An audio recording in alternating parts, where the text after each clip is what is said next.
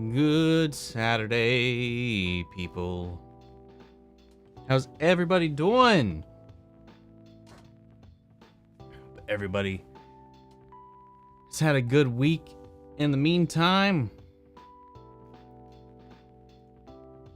Getting geared up here. Had a little bit of a nap after getting that Chip and Dale reaction posted, which took a little while. But man, it's worth it. I loved that movie so much. Oh, such a surprise. But guys, I'm kind of recharging here for a second. What's everybody been into? Emergency meeting. All right, who's sus? There's an imposter among us. Oh no. Who is it? It's a meme master. It's going all right. It's going well. How about yourself? Among Us episode of The Flash. Maybe. Possibly. Pizza. It's pizza time. Hell yeah. Ooh, sounds good right now. How am I? Doing pretty good. How about yourself? Like the new profile picture? Hell yeah. Rocking some Grant Gustin. How was this episode of The Flash? I think it was a lot better than some of the previous episodes. I really quite enjoyed it. Moving the story forward, finally. I like the cinematography. I like the whole... just everything about the tone of the episode itself. I don't know. I quite enjoyed it. Though I got a lot of questions. What's wrong with my boy Dion? That's one of those questions. I don't know. I have no idea. Mission Impossible episode of The Flash. How was Nora this episode? Apparently, she has a girlfriend in the future. She had a girlfriend. Well, no, she didn't have a girlfriend at the last time, but she was seeing somebody. But yeah, for sure. She was married in the future. She didn't have a girlfriend. She was married in the future. To forget her name. I forget the girl. I don't know. Did Barry mention the woman she married? I don't remember. I know he mentioned she did marry the woman she was dating or whatever at the time. Somebody she hasn't met yet. So I did like that little touch. What's up, Justine? How am I? I'm doing all right. How are you feeling? Disney Plus finally launched in my country on Wednesday. I have no idea where to start. Oh, there's so many places to go. Should you revisit some old Disney stuff or should you dive right back into things? I don't know. So many choices. Daredevil is getting a series on Disney Plus. Yes, it is. I can't wait. It's being described as new, but a continuation. So I'm very curious to see whether I imagine new because it's been in universe like 6 years plus that we've caught up with Matt Murdock. So we'll probably be picking up and he's in a brand new place. So I think that's what it means by being a continuation, but we're kind of starting at a new chapter in his life. So I think that'll be fun to watch. Can't wait, man. Really can't. Have you listened to Batman Unburied yet? If so, what do you think of it so far? I have not. I have not listened to it just yet. So once I do, I'll let you guys know. What are we coming up? A new Thor 4 trailer on Monday. Star Wars Celebration. Obi-Wan Kenobi premieres on Friday. And Stranger Things Season 4 Volume 1 comes out. So happy about the Daredevil news. It's going to be insane. Like, these next couple of days, this week. Thankfully, I took this coming weekend off from work. I gave myself a bit of a 5-day weekend to try my best to keep up with everything. Because, I mean, that's 5 episodes of some really long Stranger Things episodes coming out Friday, the same day as we get 2 Obi-Wan episodes. It's going to be rough, but we're going to get through it. We're going to power through it. What's up, Adit? How am I doing? I'm doing good. I'm fine, thank you very much. I'm glad to hear it. Wookiee Lover 77 is the bid bad for the second graphic novel of Flash Season 8. It seems to be Very questionable turn of events right there. I'm very curious to find out the truth behind that one. What's up, Resolute? Kevin Feige mentioned that Secret Invasion will take place during the blip, which is very interesting. I think he mentioned that part of it will take place. I don't recall him saying the entire thing will, but that it will explore, some of the story will take place during the blip. But if it's all during the blip, that would be pretty interesting. Definitely pretty interesting. What's up? I can, I will. How am I? I'm doing good. I'm doing good. What am I hoping to see in Stranger Things 4 Volume 1 and Halo Season 2? Halo Season 2, because this is a new timeline, I don't know if it will happen, but I would like to see the fall of Reach, because that is my favorite storyline in the entire series. Aside from that, I just want to see, like, you know, the Halo. You know, I'd like to go ahead and get the ball rolling there. But yeah, those are the two key things. Obviously, for John to be alive, and for them to build out that relationship with Cortana deeper. But also, if we need, I really feel like we need another Covenant character to follow, and we need to follow the Proto Arbiter. We need to watch. He needs to be the parallel story we need to move forward on. That might require a bigger budget, or for them to refocus their budget, but we need the Covenant needs to be way more prominent than they were in Season 1. Supposedly, this war with the Covenant's already been in this new timeline, where it's been raging for years. Because like when he's scrolling through the planets, trying to find his home world, there's a shit ton of them that have already been glassed by the Covenant.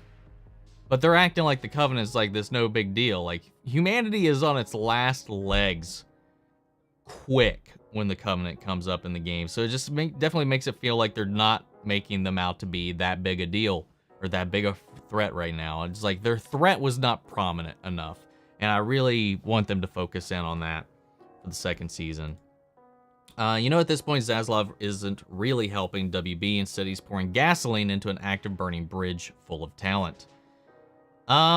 It depends.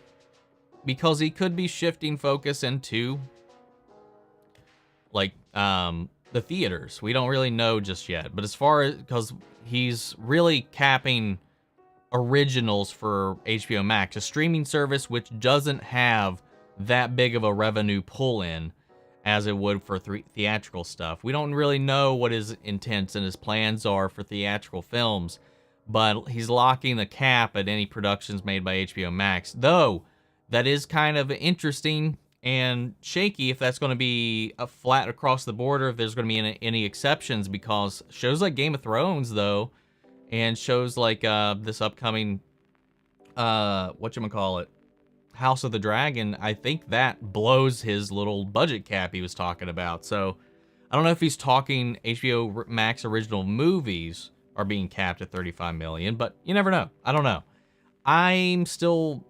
It's questionable, but I'm just going to keep my eye on it. I'm not going to get too up an ante yet, but we'll see. Why is there music in the background? To have music in the background so it's not just dead air and me talking, or if I turn my fan on, it's not going to be that distracting.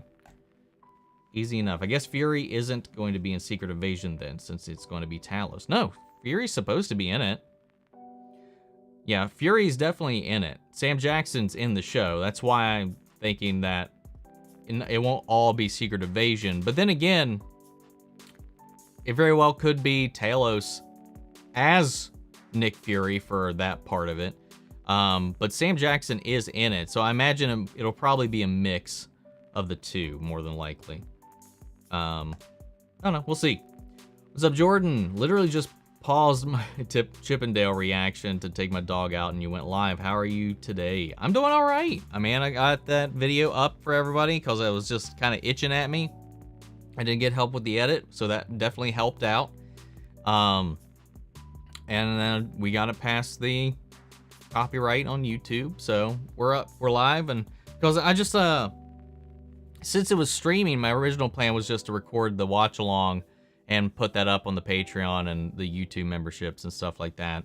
And it was some of the reactions were too good. And I was like, everybody's talking about this too on the internet, like on Twitter and social media and stuff like that. I was like, man, I'm glad I recorded this shit. So I was like, I gotta chop this up and put it online for everybody, because it's just so much fun, man. It was a blast. It had no right to be as good as it was, really. We need to get that ugly Sonic greenlit. Streaming show ASAP. Yes. Like, Schlubby Peter Parker, or Schlubby. Give me Schlubby, Sonic. Give me like a Seinfeld kind of esque ugly Sonic film or show where he's just living life.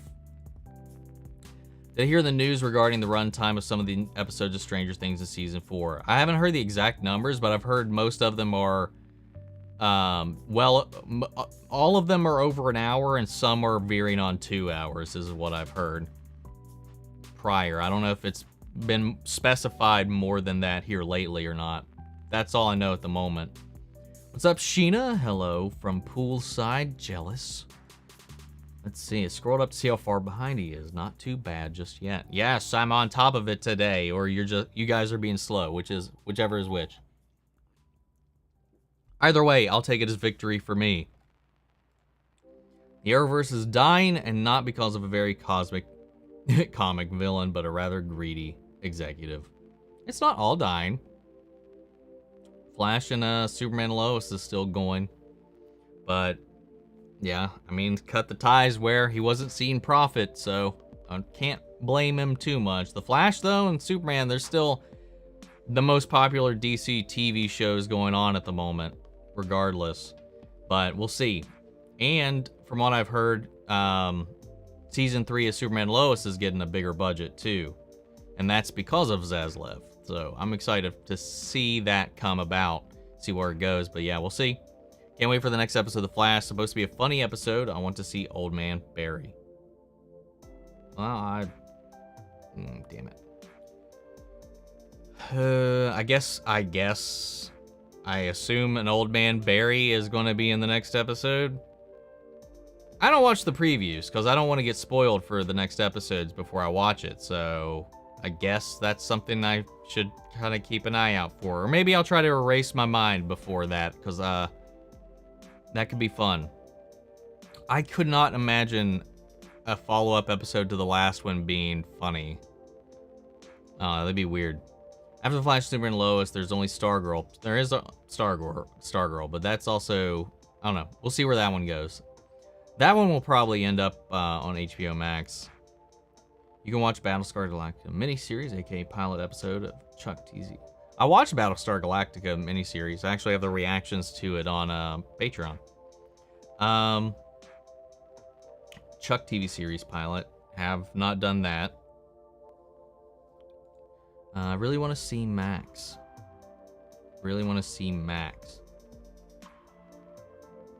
I still don't even really know who this Max is. What's up, Mark? Hey, squad. You can give yourself breaks? That's fortunate. Good for you. Can I? I don't even remember what this was in reference to. I'm sorry. What's up, Shams? How are you doing? I'm doing all right. I'm feeling good today. A little groggy, waking up from my nap still. Got a Red Bull and my wine here. Trying not to go straight into the depressant first.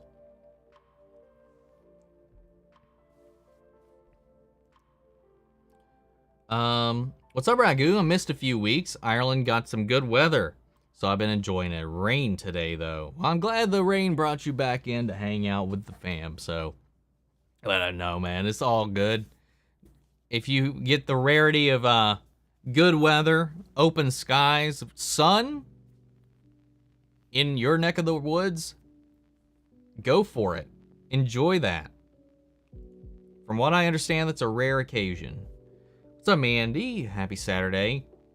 Hope you're doing well. Sorry I missed the last couple of live chats. No problem. I haven't got my granddaughter this weekend, so I got my feet up and a large passion fruit gin in my hand. Well, relax, have fun, and let's chat. Or just listen to the chat. whichever's better for you. But I'm glad you're having a good, relaxing weekend. Hope the weather's doing good for you as well. I'm confused about Campia. He is actively bullying WB regarding long-term relationships, but now he is okay with Zevslev destroying even longer relationships, like pick one or the other. Zevslev hasn't done anything yet to destroy any relationships. Not yet. Like I said, that was purely aimed at the HBO Max side of things. Now, it could be perceived as the relationship he's got with the CW, but that's barely anything right now because they might not even have the CW in a year or two. They're selling it. They're trying to sell the channel, so... and it's not just them, CBS as well, because it's not just Warner Brothers that owns the CW. It's CBS and Warner Brothers. And they've decided to both kind of sell it off, so... I can't put all the blame on WB regarding that, but yeah, this is a different situation. This isn't the same situation as what happened with all of the filmmakers and stuff like that. So yeah, different situation. So I don't think they're burning any relationships except maybe some of their TV ones. Do you want to get a season 10 of The Flash or make season 9 the last? Honestly, I would like to see them get to season 10, but I don't know. I just don't know if they've got the legs to make it that far. Or, I mean, even the rate this season has been, I just feel like we just should go ahead and probably start moving into the end game. Regarding whether to delve into something old or something new on Disney Plus, my husband started watching Who Framed Roger Rabbit. So I'm rewatching the new Chippendales movie. I would say Chippendales is like the spiritual sequel to Who Framed Roger Rabbit in a lot of ways. It follows that tone really well, and I think it does a really good job. Who Framed Roger Rabbit did it better, and still is the king of that whole, like, whatever you would call that genre.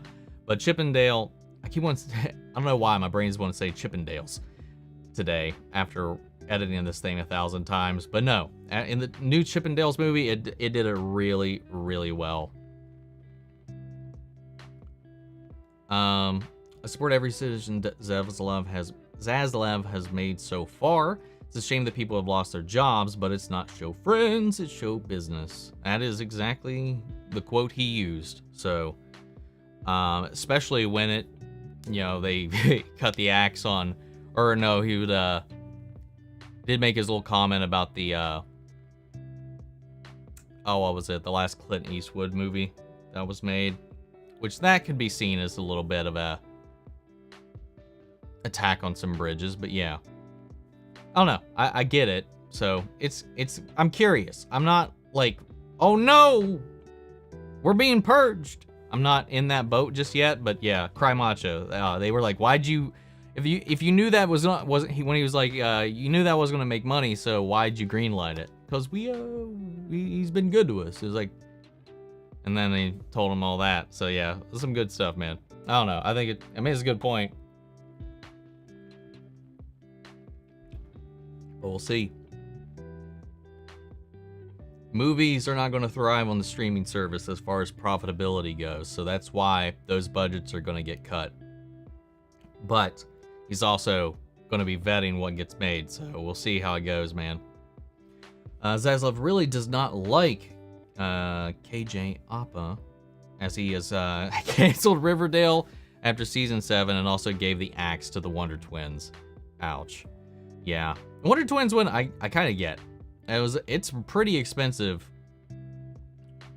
I would say that's pretty expensive for a Wonder Twins thing. The budget that they were wanting. But what do I know? What do I know? But yeah, I was actually kind of surprised about the Riverdale one, but at least they're being offered the opportunity to end it on their own terms right now. So that's good. At least they know ahead of time.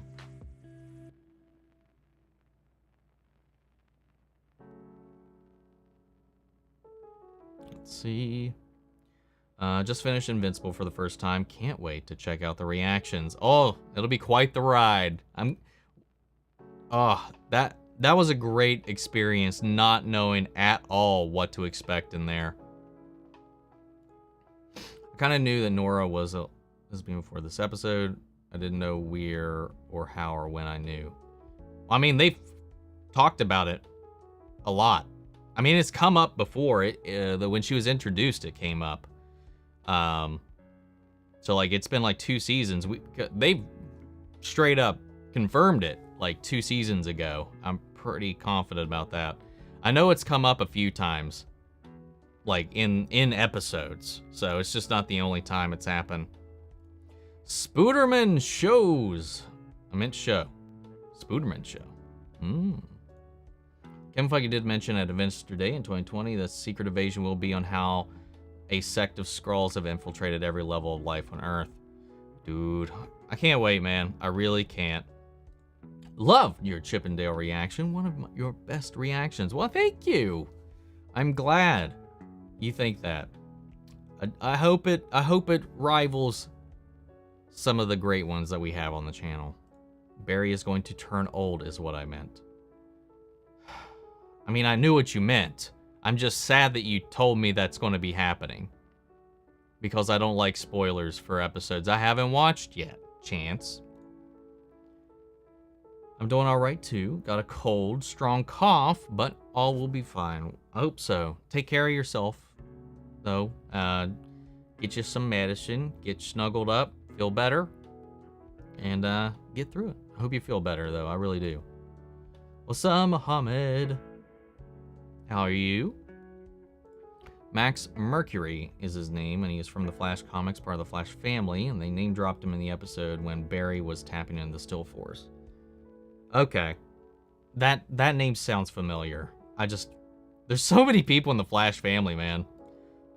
Don't think any Arrowverse shows are getting a budget increase. I attend Canada Graph's live streams. He questions these claims since his connections said that all talks about budget increases are lies. Like I said, just Superman is the only one I'm talking about. That's the only one that's been mentioned. The only reason I put any belief in it at all is because Zaslav really wants to push Superman into the forefront. And that's primo Superman content right now. Word of mouth on that show has carried quite a bit, regardless of the ratings or whatever and all that. So I think they're going to push it and try to get it out of that CW kind of reputation. I mean, that would be the logical way to go. It would be illogical to cancel it. So he wants to focus on the classic heroes. So I would lean that it's more likely that we might see some improvements or at least some more love given to Superman and Lois. But we'll see. Do you think they canceled the plans for Justice U? We haven't heard anything about it since the first reports. I would rather we get a Green Lantern series or movie with Diggle instead of that show. I agree with you. I agree with you about that. But I don't know. As far as we know, it's still in development. And they're still developing new DC shows for the CW regardless of what's going on. Gotham Knights still got their green light, so I mean they're still producing DC content.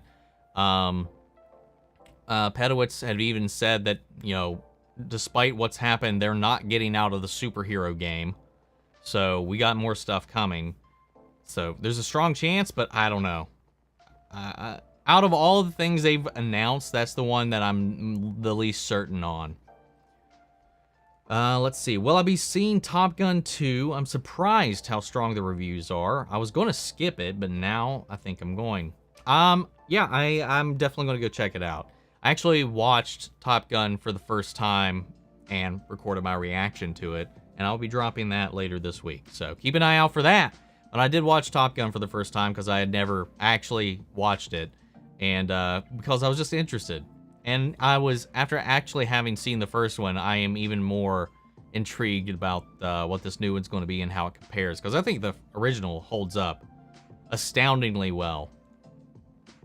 Star Wars Celebration Thursday. Yes, yes. What's up, Sketch? Let's see. Hello, Jim. Season 4, almost here for Stranger Things. Yes, we are almost. It's almost time, man. It is almost time.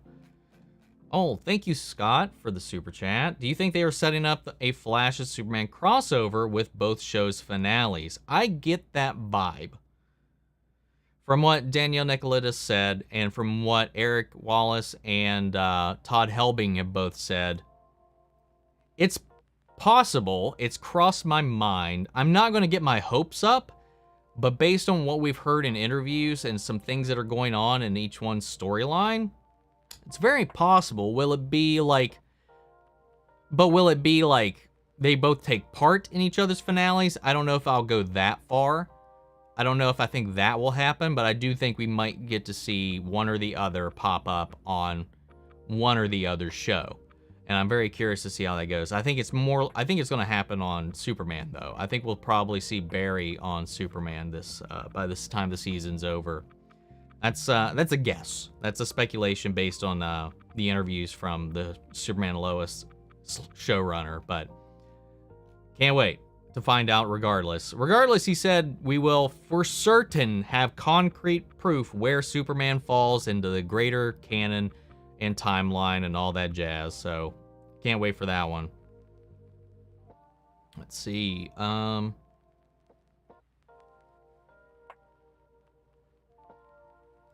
Just to answer that one, Kyle, he still has everything to do with the Arrowverse stuff. Like, he's still the producer, head honcho for all of that. So, he's just not only there currently. I mean, his production studio still makes those shows, so he hasn't moved away from it. He's just expanded his scope to other things. But he's also always been doing that too. There's other non-DC stuff that he's been in charge of as well, but yeah. Let's see. Where was I? Down here. There we are. Flash could make it to season 10. All they need is capable writers. Well, they don't have those. They don't really have the capable writers, I think, right now. I mean, I've enjoyed this season. I do think in a lot of ways it is an improvement from season 7 still. Overall, but like the writing is still kind of hit or miss. So I don't know if they've got the strength to drag it out to season 10. If they can, hell yeah. But I like, it's interesting to me right now that season 10 is still a big question mark, but they're still talking about it. So it's possible we might get there, but we'll see. I hope this Zaslav brings us a Superman movie with Henry Cavill. He has commented on how they need to focus on characters like Superman, Aquaman, Wonder Woman, and Batwoman were the ones that he mentioned. So, for sure. No, he didn't. He still is the actor-producer. Exactly, that's what I said. That is what I said. And he still fought for Legends and Batwoman to have a proper ending. Yeah, him and Pedowitz both tried to override that, but yeah, it didn't happen. I'd love to see a KJ Apa get a superhero treatment somewhere, though, just not as a Wonder Twin. You know, I haven't seen anything he's been in, so I can't really speak for my thoughts on that one, but we'll see. Just finished Chippendale Rescue Rangers movie, and I gotta say, you weren't kidding. Oh, I'm glad. I hope you enjoyed it. I'm glad you checked it out, though. Is Ryan K stealing my identity? What? Ryan K.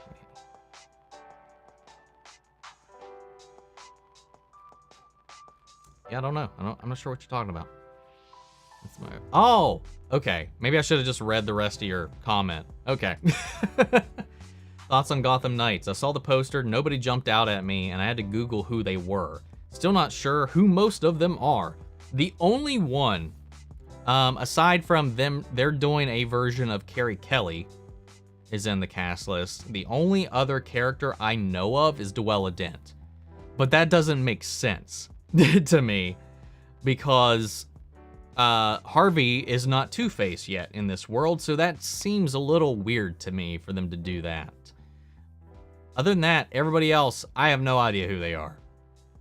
Even the adopted son of Batman is a name I've never seen, or at least doesn't draw an immediate connection in my head. And the poster looks awful. If I had any excitement for this show, which already I have been very guarded and apprehensive about it from everything they've said about it, seeing the poster took even more of that excitement away. Like, I think I'm at like negative excitement for that show now. So yeah, I'm not. The poster was not good, man, and it was getting trashed on, man. But that's not unusual. But it didn't. They needed to. It just looks like it was just like it might. The poster might as well read CW the show. Anyway, sorry. Well, check out your Chippendales movie reaction after I've seen it. Definitely let me know what you think of the movie. It's wild. The cast of Riverdale is ready for it to end. Several of them wanted it to end. What I thought was funny was that the cast of The Flash also, they didn't expect to get renewed. It was in their heads they were ending with season 8. I guess that's why negotiations on the contracts were taking so long to get signed for season 9. Because some of them were like, oh God, do we really want to do this? And I'm like, oh wow, that's so interesting. It makes me wonder how this season ends. And I think it was interesting that it came out in an article here recently too, that the head of the CW told them all to treat their seasons like season finales or series finales, like close up your circles. But some of the other show producers didn't follow suit with that whole memo. So where's that blame fall? No idea. Let's see. Thanks a lot. Time to leave. Take care. Good night. Have a good night and sweet dreams. Go-to song or album right now. Right now, my go-to song is Stars in the Sky from the Sonic 2 movie. The Kid Cudi song. That's like my go-to right now. I'm so excited for Obi-Wan. I grew up with the prequels, so this is going to be my Force Awakens. I would choose a different comparison there, but yeah, I grew up with the prequels too. I mean, I grew up on the OT. Because I was 11, 12, I think, when the prequels came out. But I had burned a hole into my OT VHSs growing up. So, technically, I grew up with both, but I came up during the era of the prequels as well. So I'm really excited to see what they do with it. I'm really hyped for Obi-Wan. I was hoping Iris would blip Taylor. Me too. Me too. Let's see. If we could get an actual Batman streaming show, that would be massive. We'll see, man. But I have not heard anything new about the rights for Batman on TV. So I'm pretty sure those rights still exist with Disney. So I don't know. We'll see.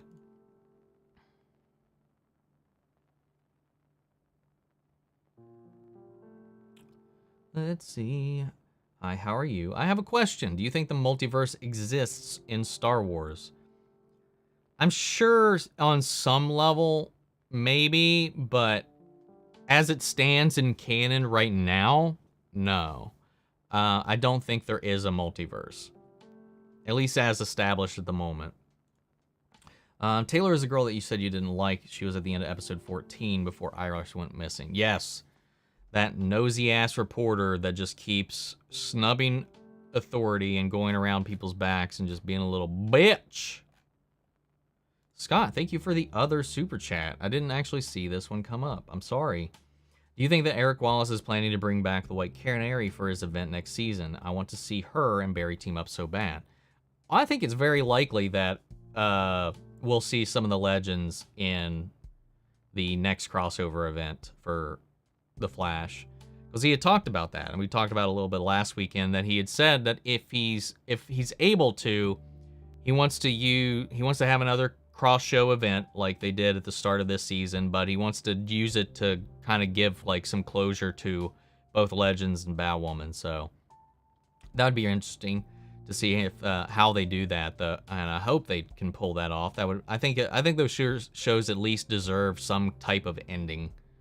So yeah, let's see.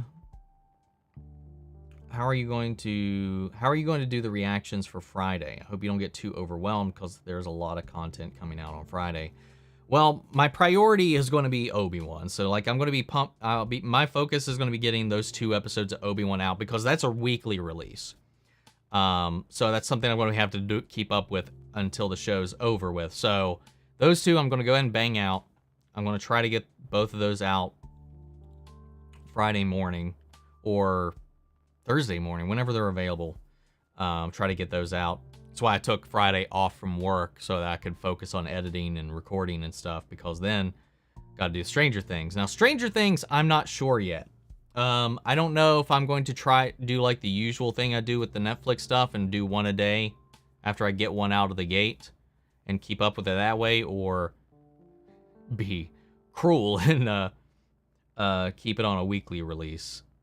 Get that retention. Yeah, I'm not really sure yet.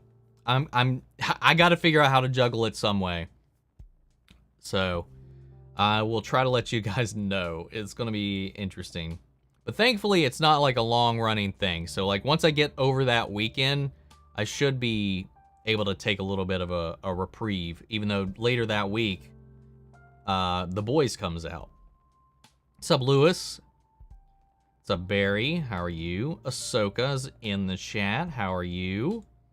I've seen Tarzan 1999 animated movie. I recently watched it on Disney Plus, and it was a fantastic film. Yeah, I saw that. Yeah, I definitely remember that movie. I had it on VHS too, actually. So, yeah, I've seen it quite a bit. And the soundtrack, Phil Collins, kills it. Did I watch the trailers for the Winchester series and the Walker prequel series, Independence? For the Walker trailer, the Winchester's one was meh. Well, I've seen 1 episode of Supernatural ever, so I definitely didn't check out the Winchester's trailer, and I don't watch the Walker stuff either. None of it's really just interested me, so I haven't seen either of those trailers. So it's 100% clear that it is 95% of the showrunner's fault for not listening to CW CEO Mark Pedowitz's heads-up warning that their shows were on the bubble, and they gambled with the pickup. Shame. Yes.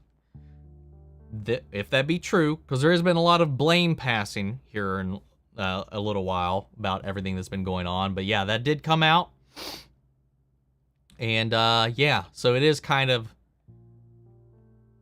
the individual show's fault for what happened. So I don't know if that's true. I miss the days when Arrow helped out Barry in season 1 of Flash, and then a week or so later, Barry helped Oliver in season 3. Yeah, I miss those little days where they could have like those little moments like that periodically. It was always fun seeing people just pop up, cross sets, and it wasn't always Barry or Diggle could show up 1 episode of The Flash randomly, or Felicity would.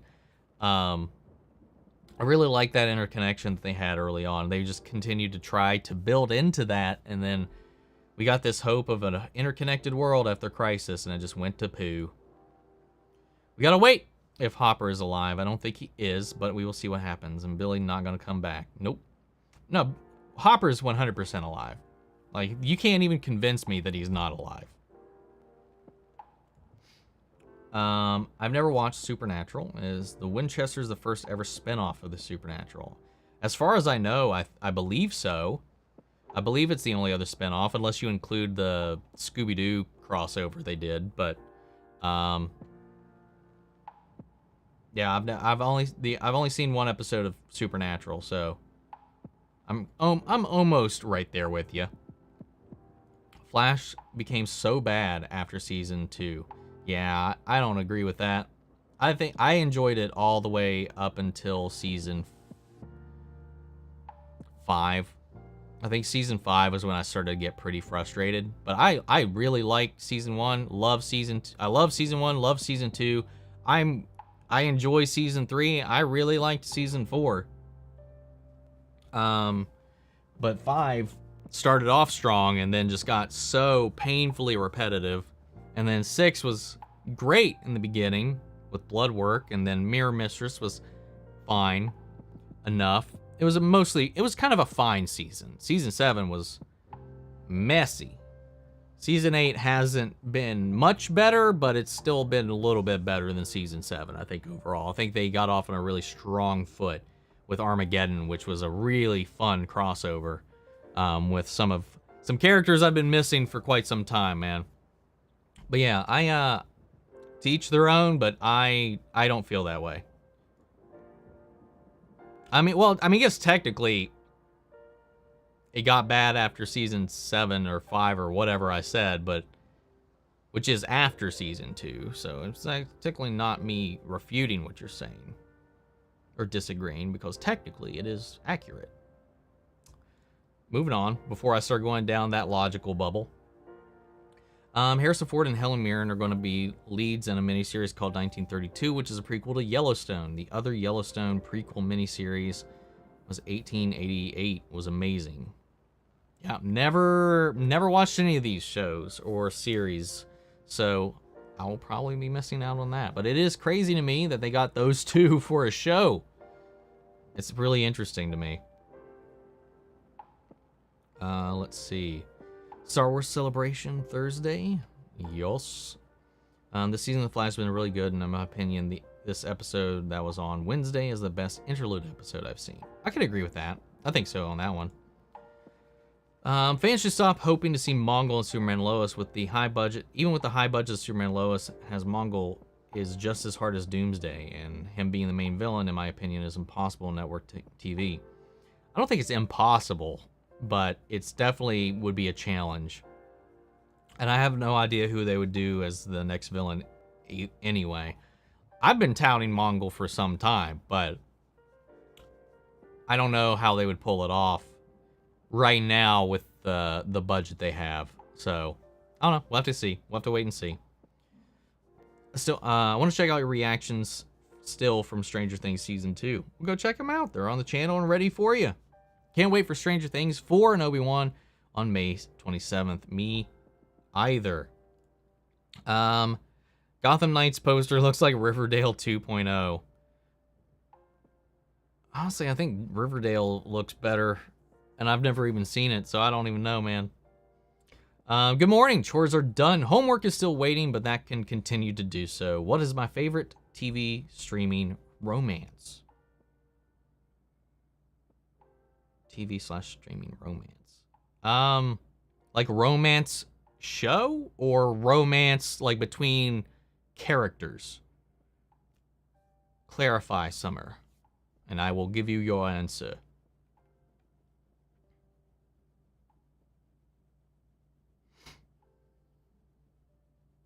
Yellowstone is one of the most amazing shows on television. The acting and writing is brilliant. Such a shame it doesn't get the awards recognition it deserves. I've heard some rumblings about the show, but I don't really know anything about it. I mean, I assume it has something to do with Yellowstone, but as far as like the stories that they explore, I'm not really sure about it. Have a hot take. I want Flash to go for 11 seasons so it can beat Smallville in the number of live-action comic books television seasons. Keyword live action because there is a Smallville season 11 comic. Yeah, I've read most of the Smallville season 11 comic. It's actually pretty good, but I'd be fine either way. Even if it matches seasons or even surpasses Smallville for seasons, Smallville I think still has more episodes, so I don't know how much weight that brings, but I would like it, but I just don't. I'd rather them go out on a good foot than to continue to just limp along. what you most like about season 3 and season 2 of Stranger Things?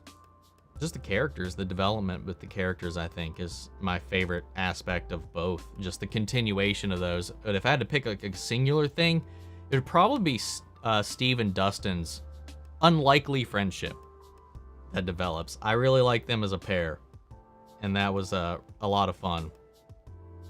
I agree. If my interest in Gotham Knights was seen as evidence by me having a soul, I would be an utter husk of a human. Oh, CBM. Yes. A few streams ago, I said I was cautious about books to movies and show adaptations, but I have to say The Expanse seems to be one of the better ones. Was that a book? I didn't realize that was an adaptation. I mean, I shouldn't be surprised, but it's interesting. Did I watch the first 8 minutes of Stranger Things? No! I'm not watching anything. No trailers. Nothing for Stranger Things Season 4 until the show comes out. A lot of people were asking me on the comments to some of my other videos that weren't even Stranger Things related, just asking like, am I going to react to the trailers? After in multiple videos I have said, no, I'm not reacting to the trailers. And then people, you know, they release the first 8 minutes of the episode and they're like, are you going to watch it? It's like, no, what logic does that make with what I have said so far? Sorry. I want to go in blind. Going in blind means I'm not watching anything until the episode in full is before my eyes. Because otherwise, I'm going to be watching it when it releases, and those first 8 minutes are going to do nothing to me. That's not the experience I want. That's not the experience I want in my reactions for the people that are here for those reactions. So yeah, I'm not going to do that. Not doing it. Sorry. Have I seen Frozen? I have. I only saw it for the first time, I think like 2 or 3 years ago. And it was alright. It was fun. I actually prefer the second one, to be honest, but I have seen both. What's up, William? I've been binging the Star Wars films and I'm on Revenge of the Sith. Saw the prequels officially this week and they were boring. Love the story. Is one of the worst I've seen, though. Oh, boring, and the love story is one of the worst you've seen. Yeah, I definitely don't find them boring. I definitely find them heavily flawed as films. And yes, the love story is awfully written. But Revenge of the Sith remains to be my favorite overall Star Wars film, so note that. Just looked at the Gotham Knights poster. It looks like the cover of a Hot Topic back to school catalog. Yes, that is the best description of this so far. Have I seen the Netflix show Dark? I have not. It's an amazing German show that is very good for reactions and theories. A buddy of mine has been trying to get me to watch that for quite a few years now so far, so it might be on my list eventually. I don't know when, but it's possible. I might check it out at some point. Stargirl being a fall show is a huge positive. It means CW has faith in the show to put it in the prestigious fall schedule. I think this guarantees a Stargirl season 4. I don't know if it guarantees it, but it is it's a strong sign. But it was already a fall show last season too, so I'm not surprised. Well, I guess it was late. It was summer. It was late summer last season, and it rolled into fall, I think. My memory serves, which it often doesn't, so. I disagree. The Flash has not become bad. I'm enjoying season 8, and I would love 3 more seasons. I mean, I like it better than last season. And Armageddon was some of the best the show's been in a long time. But it's still got some rocky pacing, writing, and even performances, I think. It's still way more consistent, though, and an improvement, in my opinion, in all aspects than Season 7. But, I mean, power to you, I guess, for not seeing anything wrong with Season 7 or 8. Wish I could be the same. My go-to song now is Stefania by Kolosh Orchestra from Ukraine, who won Eurovision this year. I'll have to check that out. I did hear about them winning the Eurovision competition. I've never followed that, so it's another thing I'm curious about. I've seen the trailer for Netflix's Geek Week. There are bits of the new Sandman show shown in it, and I'm excited. No, I haven't heard anything about it, so I haven't even seen it pop up on any of my threads, so I have not. What is it? Is it like a geek wrap-up? I don't know. I have no idea. Saw the OG trilogy last week officially, and I enjoy them. Empire's my favorite, though admittedly pop culture ruined the Luke, I'm your father moment for me. Understandably so. I can definitely figuring out that it's hard not to know that, even if you've never seen anything. That's like the one thing most people that have even never seen Star Wars usually have at least heard. I definitely feel you there on that one. Not too excited about Gotham Knights, but not too excited about Daredevil either. Simply, they selected the writers of Deck the Halls, one of the worst movies in covert affairs, an okay show. Yeah, but I don't agree. I mean, it is possible that people are kind of stuck, like that they can't write anything too great. But everybody's written duds, so I'll try to remain optimistic and believe that Marvel knows what they're doing, because they have not let me down really at all. So we'll see. I'm super excited about the Daredevil thing, but that's because I really have been wanting Charlie Cox and a continuation of that story in the MCU for so long. There's too much hate for Gotham Knights. Salty fans of Batwoman, people who hate Gotham Knights' diversity, and people who hate the original main character. I mean, I don't hate it. I don't think it just doesn't look good. Anything I've seen or heard about it does not sound or look good. Nothing to do with any of the things you mentioned for me, but it just does not sound good at all. The premise sounds... I just don't like the premise. Even for the Gotham Knights video game that's coming out, I could care less about that as well. I just don't like... the two different... we're getting two interpretations of the same kind of story being talked about back to back too, so I feel like I'm getting Gotham Knights overload in the news in general. But that poster, man, who knows? Maybe we'll get a trailer and the trailer will blow me away, but we'll see.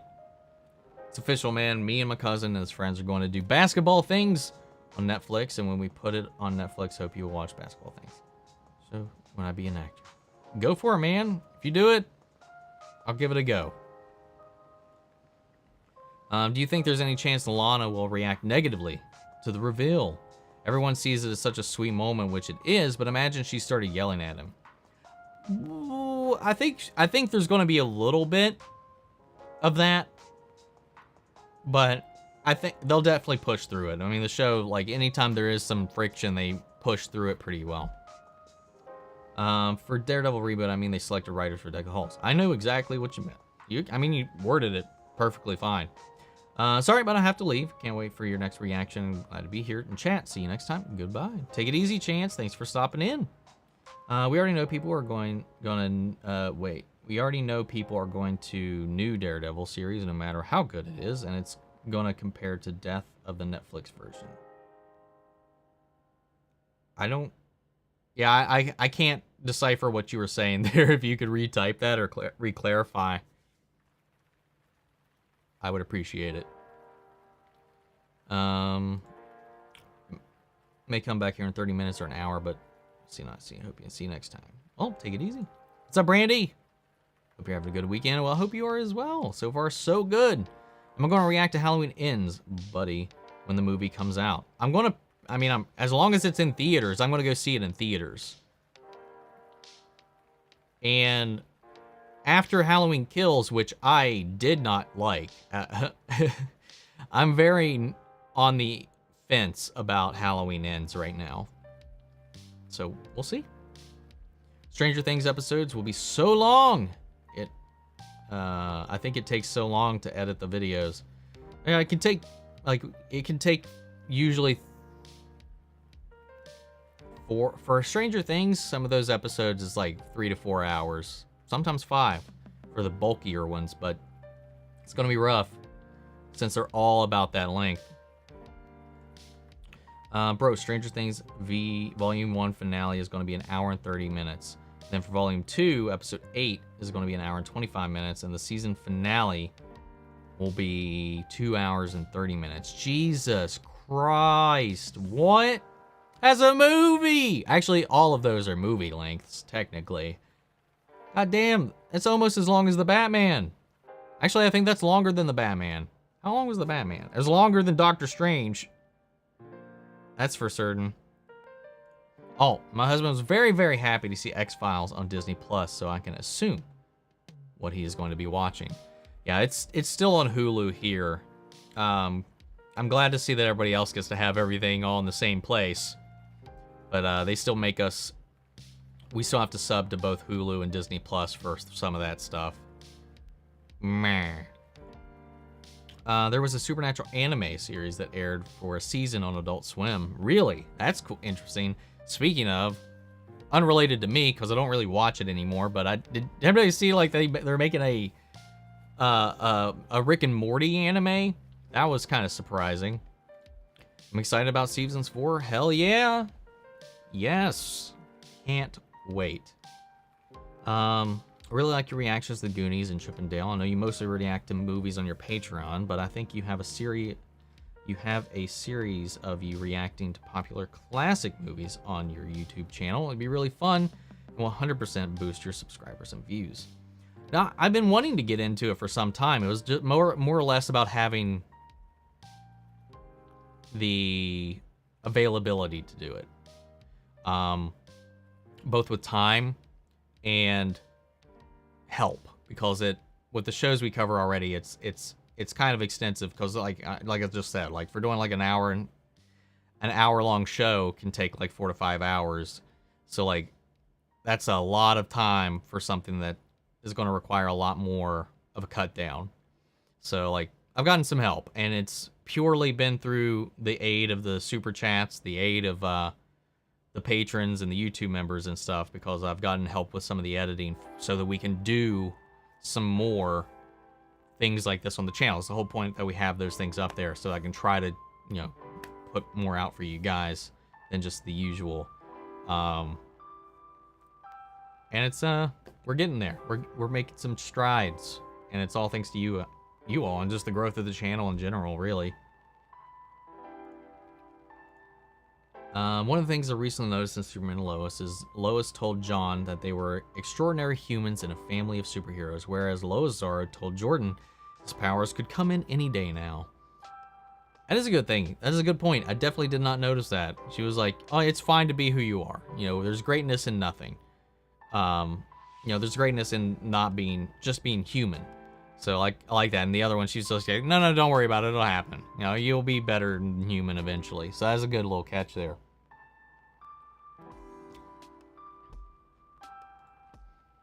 Disney Plus needs to announce a Deadpool series, Wolverine series, Doctor Doom series, and watch the stocks explode. That would be interesting. Deadpool, those series would each be interesting. I like if they did a Wolverine one, I would like to see it go through all of his different ages, all the different time periods he kind of lived through. That I think that could be fun. I'll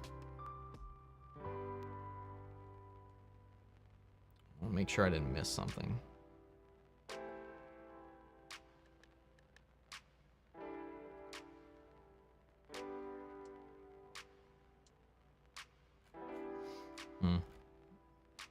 I'm gonna watch the trailer for Stranger Things Season 4. I think I answered that earlier already, and I think I recall seeing your message about it as well. Just go all out. Season 3, Doomsday. Season 4, General Zod. Season 5, Darkseid. That's bold as hell right there. Don't forget, Superman and Lois also had a generic poster and generic synopsis, and then a pilot episode blew us away, and we fell in love with the show. It's possible the same happens with Gotham Knights. I wouldn't even put those posters on the same level.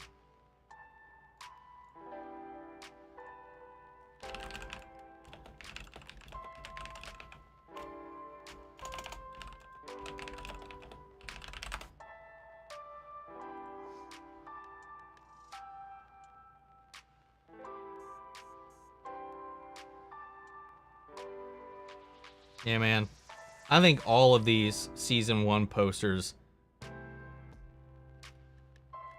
are way better than what we saw on that Gotham Knights thing, man.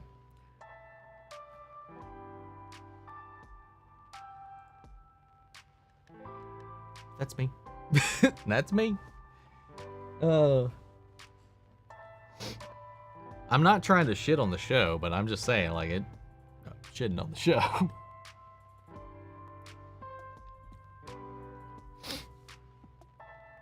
I mean, I think it's funny you're defending it too, to be honest, with some of the sensibilities you have and all that. From some past comments that have been made. I'm going to watch the Umbrella Academy, or did I watch it already? I have never seen a single episode of the Umbrella Academy. That's another one of those I'm going to have to get around to eventually. Romantic subplot, if you will. I thought it was between Superman and Lois, but how much of that is a subplot? Yeah, I don't know about that. So, I mean, ongoing? I keep asking clarifications. If it's all time, I mean, it's a bit of a spoiler, I guess. I won't say who. But X-Files is one of my all-time favorites. Ongoing. I wouldn't call like Clark and Lois's romantic thing a subplot, but I would say it's been one of my favorites that I've been watching. So I'd probably still go with that if I can. Marks the Chilblain and Adam would be able to help Barry break the Legends and Booster Gold out of time prison. That is true. That would be an interesting little pair right there. Have I heard of the animated series show, Smallville show Tom Welling has been trying to make? I have, and I'm really hoping that they get to make it. Yeah, that's what I thought. Saw you said, didn't watch any of the videos where I said that. It's fine. It was in the, I mean, it was in both. I mentioned it at least both in the interview thing that I put out this week, and then the episodes 3.7 and 3.8. So the final 2 episodes of season 3 was when I mentioned it. So maybe you haven't got that far in my videos yet. Have you seen Beverly Hills Cop starring Eddie Murphy? I have not. I have not.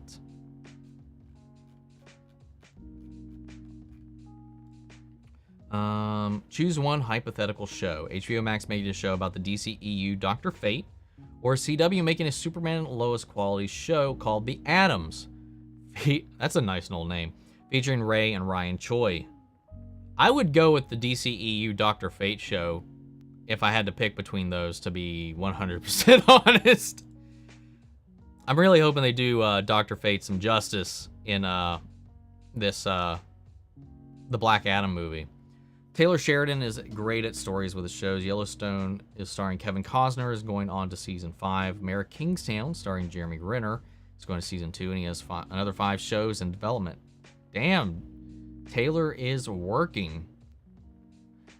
Okay, so Yellowstone is the show that Kevin Costner's in. I wasn't too sure if I was getting that one confused with anybody else, but yeah, I've still never seen it, but I'm aware of it, and I've heard of Mayor of Kingstown, but I've also never watched it.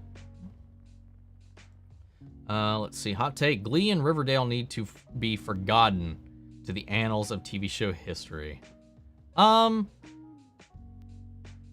I've never seen either, so I'm not one to really drop a hammer on any of that.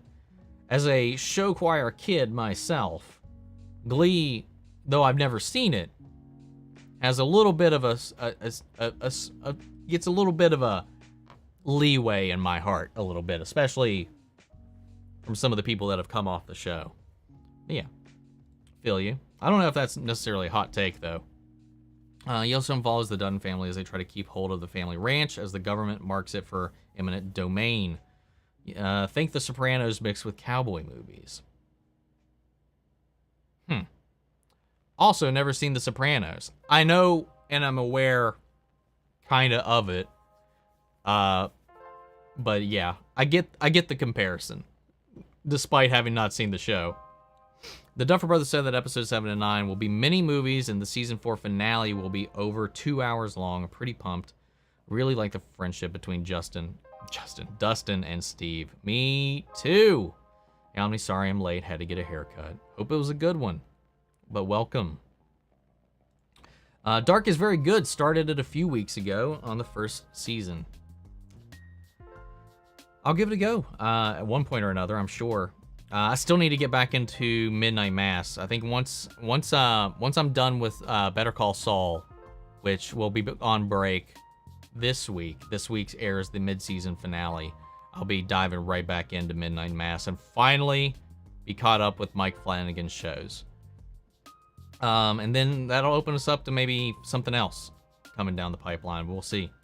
But Dark is definitely high up there on one of the shows I want to check out because I've also heard it get some strong X-Files comparisons as well from some people. If you can have any comic book writer write for TV or streaming who isn't already writing for TV or streaming, who would I pick? I'm going to go with Chris Claremont.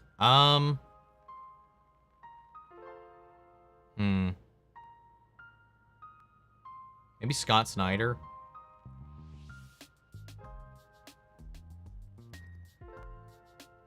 I don't know. That's a tough one. I'll probably stick with Scott Snyder for right now. First impression is very important. CW keeps messing it up. The trailer better be damn good or the show is dead on arrival. Not wrong.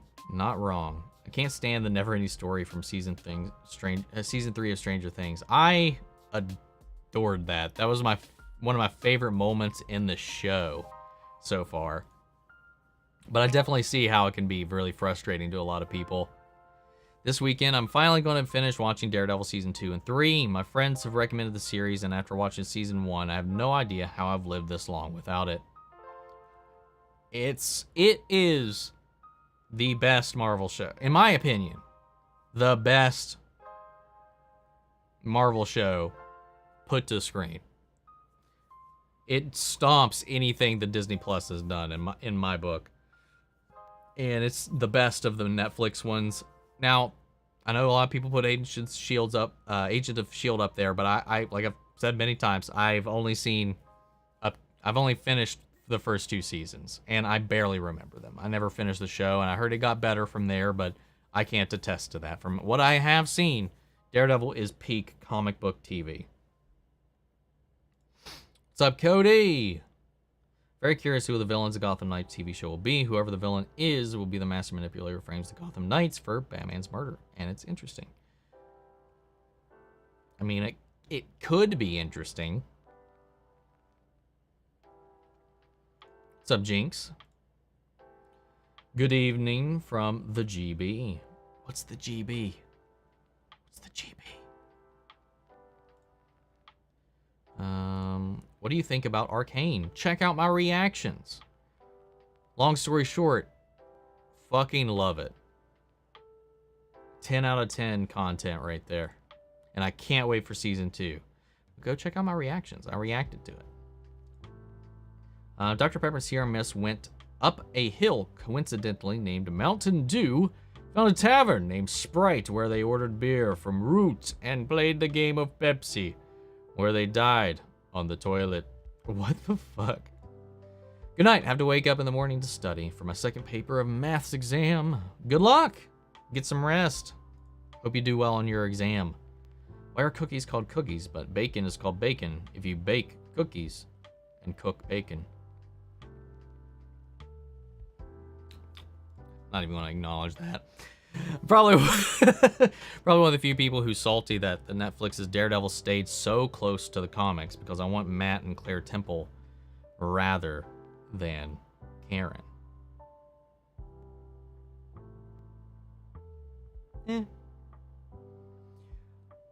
I definitely can see that. I do think that that him and Claire had more chemistry. But I get it.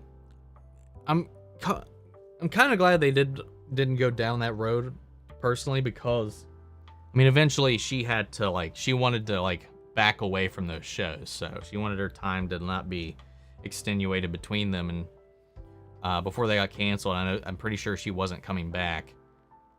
So I think it worked out in the long run, but I can respect that choice. I mean, listen, it's Rosario Dawson.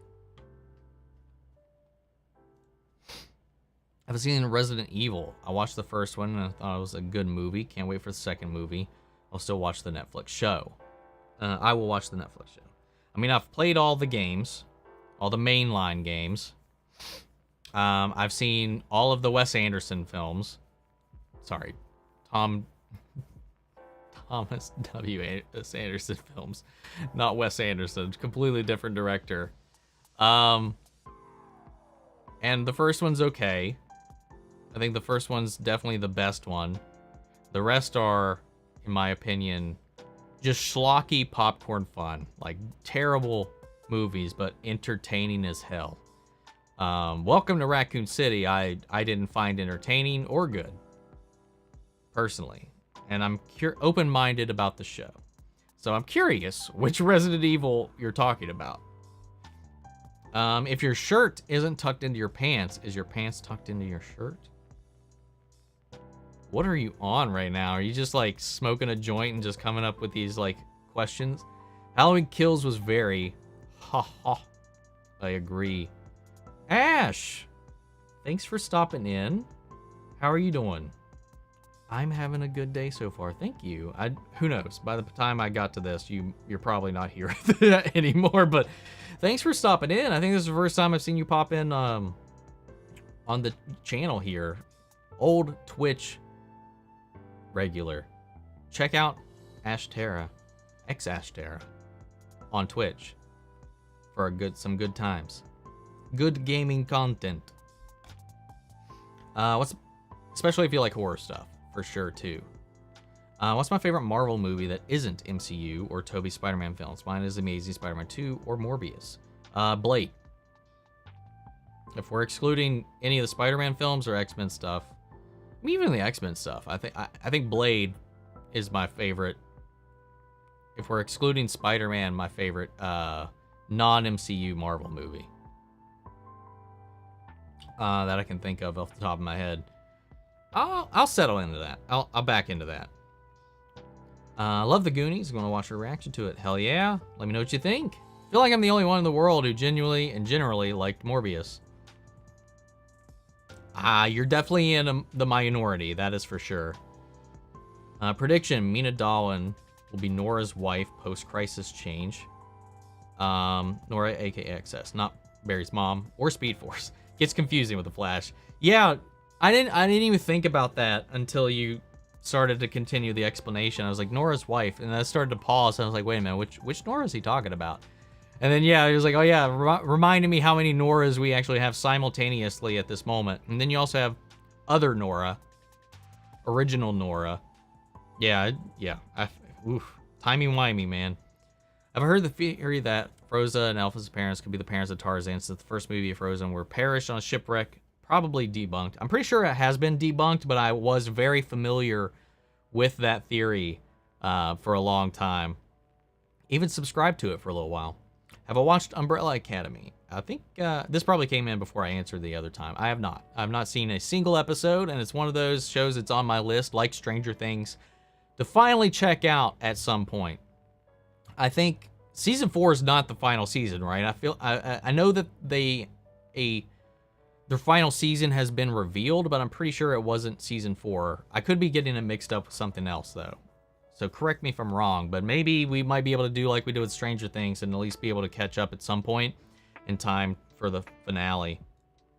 So happy for Charlie Cox. He's going to be in She-Hulk, Echo, and get his own show on Disney Plus. He's getting that Marvel check. Yes, he is, and it makes me happy. One of my top 3 what if season 2 pitches. Mine are that the Eternals interfered. What if the other Spider-Man found Peter earlier and stayed in his universe? What if Wanda killed America? I really don't think about it all that much. I like the what if the Eternals interfered one.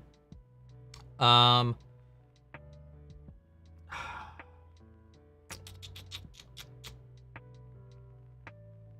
don't know. I'm having a hard time thinking of some.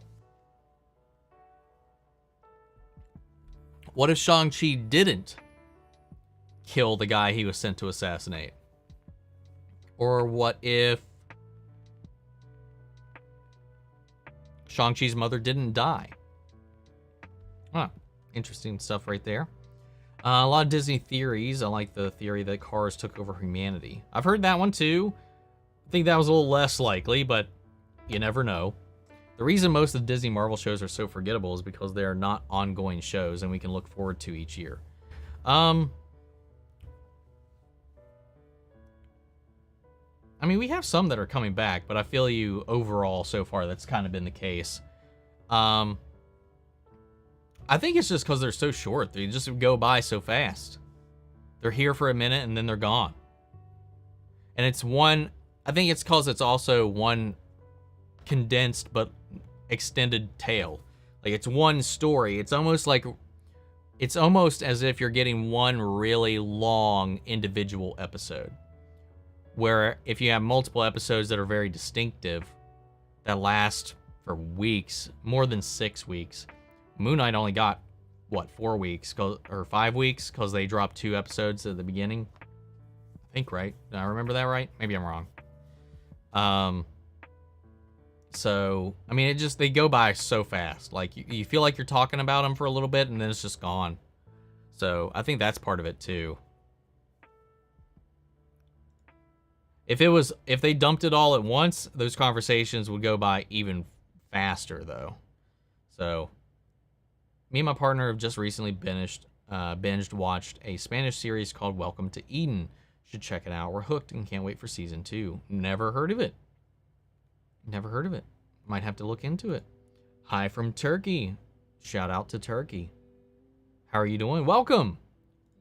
Dormammu and Surtur versus Hellboy and Steppenwolf. Honestly, we don't really know what Dormammu can do. Well, no, I guess we got a little bit of an idea on the many ways he killed Strange. I would probably go with Dormammu and Surtur, hands down. I think it's too early to judge the Gotham Knights when it's not even out yet. I can judge what I've seen so far. I think the poster is trash, and I'm not a fan of the storyline.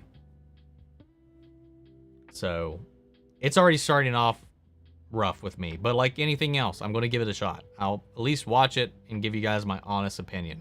Because just like with Batwoman, I thought the trailer was awful. And I ended up liking the first episode. Being turned around completely on it. So, I can just be honest about how I feel about what I see right now. And I'm not thrilled with the castings or the characters they've chosen to follow so far. I'm not a fan of this storyline, but whether it be the comics that already exist based on this timeline, the game that's coming out, which also doesn't interest me for some of the same reasons, but it's got a bigger hook on me than the show has so far. And yeah, I think it's fair to judge it right now, but with what we've seen, because that's what they gotta do. They gotta sell the show. But like anything else, CW has shitty marketing, so I'm gonna at least let the show speak for itself, because they can always vary. But I think there's a difference between judging the show based on what we've seen so far and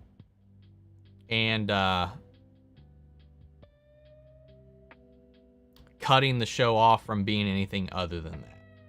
Like when you let your impression of it initially decide the show when it's there, I think that's unfair. But I can tell you right now, The show that is being marketed does not sound interesting to me. But the show that I see could be different. Those are two very different things. In my book. Really, I like Halloween 2018, but not Halloween Kills. The difference in quality and change made me shocked that it was the same director. Halloween 2018 felt more grounded and realistic, where Kills felt like a cartoon. 100% agree with you. I really liked Halloween 2018, but I 100%, yeah, I agree with your sentiments to the T. I thought it did not feel like the same guy wrote and directed it. It didn't.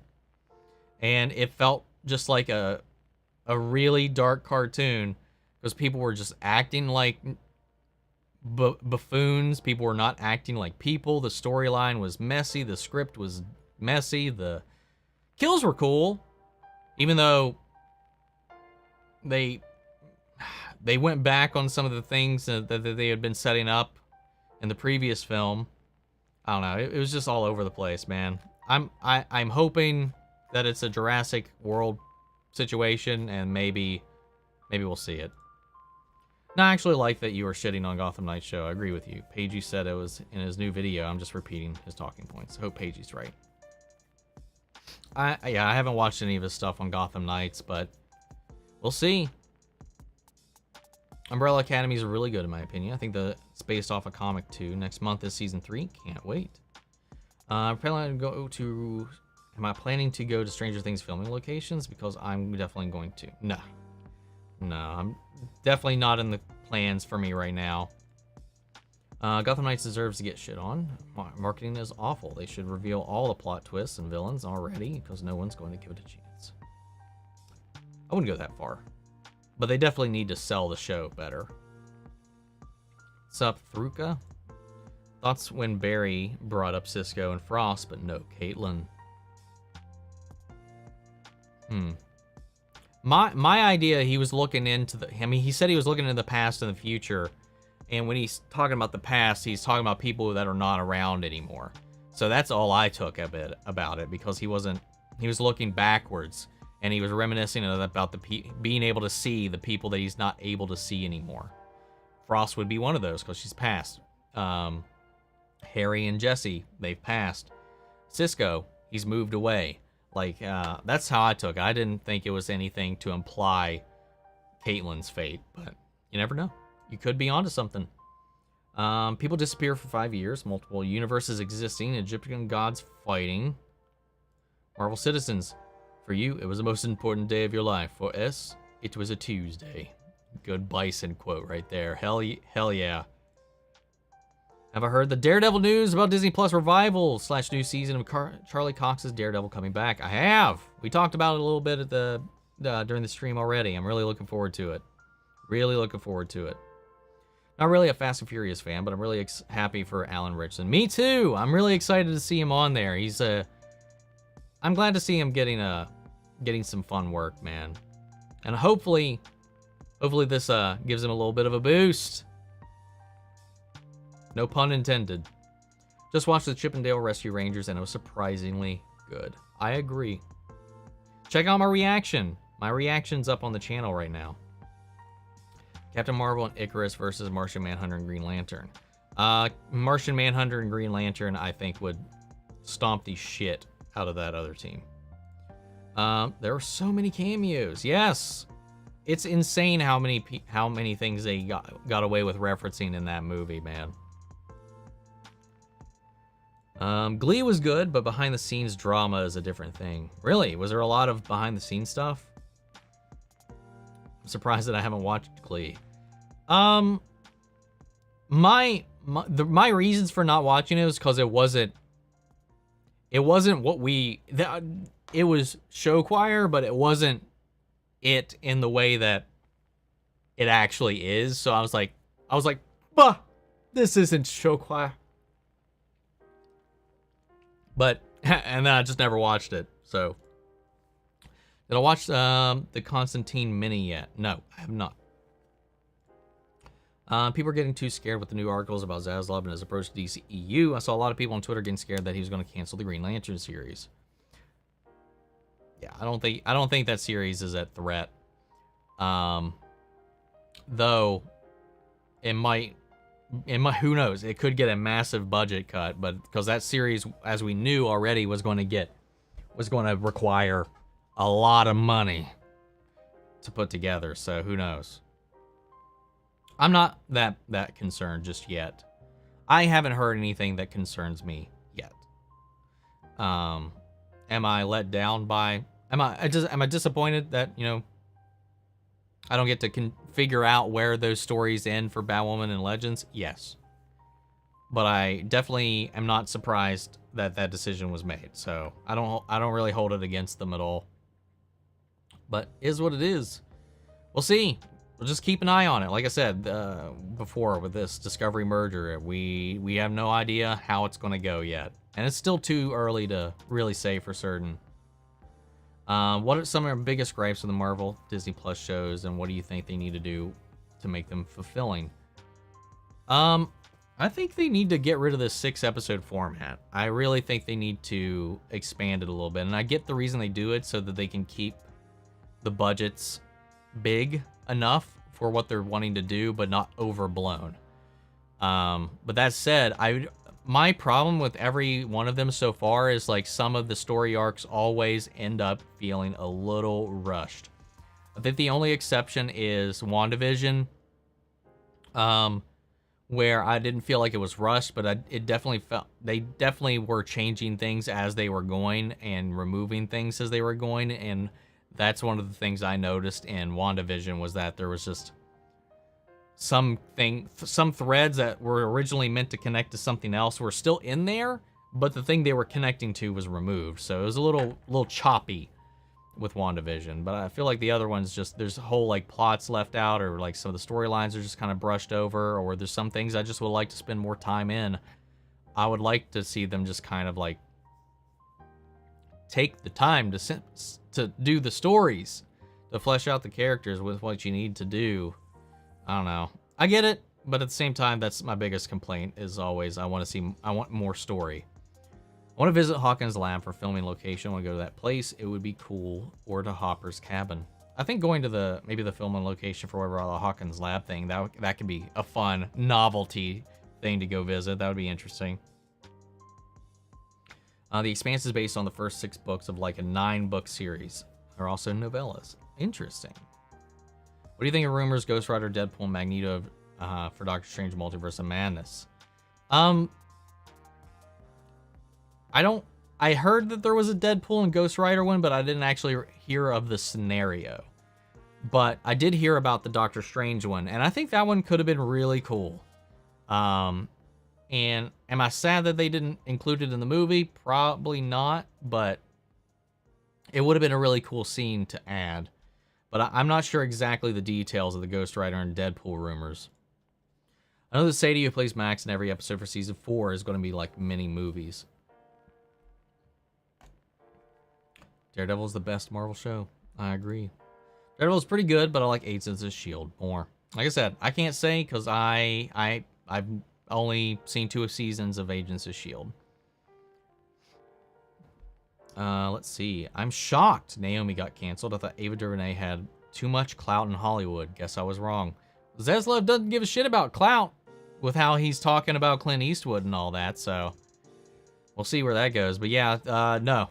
Naomi, I would have been shocked to get not shocked. Knowing the CW, I would feel like it would have at least gotten a season 2, but I thought it would have been like a Mercy season 2 because I don't think the show was doing good. Word of mouth on the show was not good, and it just was not performing very well in general. And I can only speak for the first episode because it's the only one I could tolerate watching. So it is what it is, man.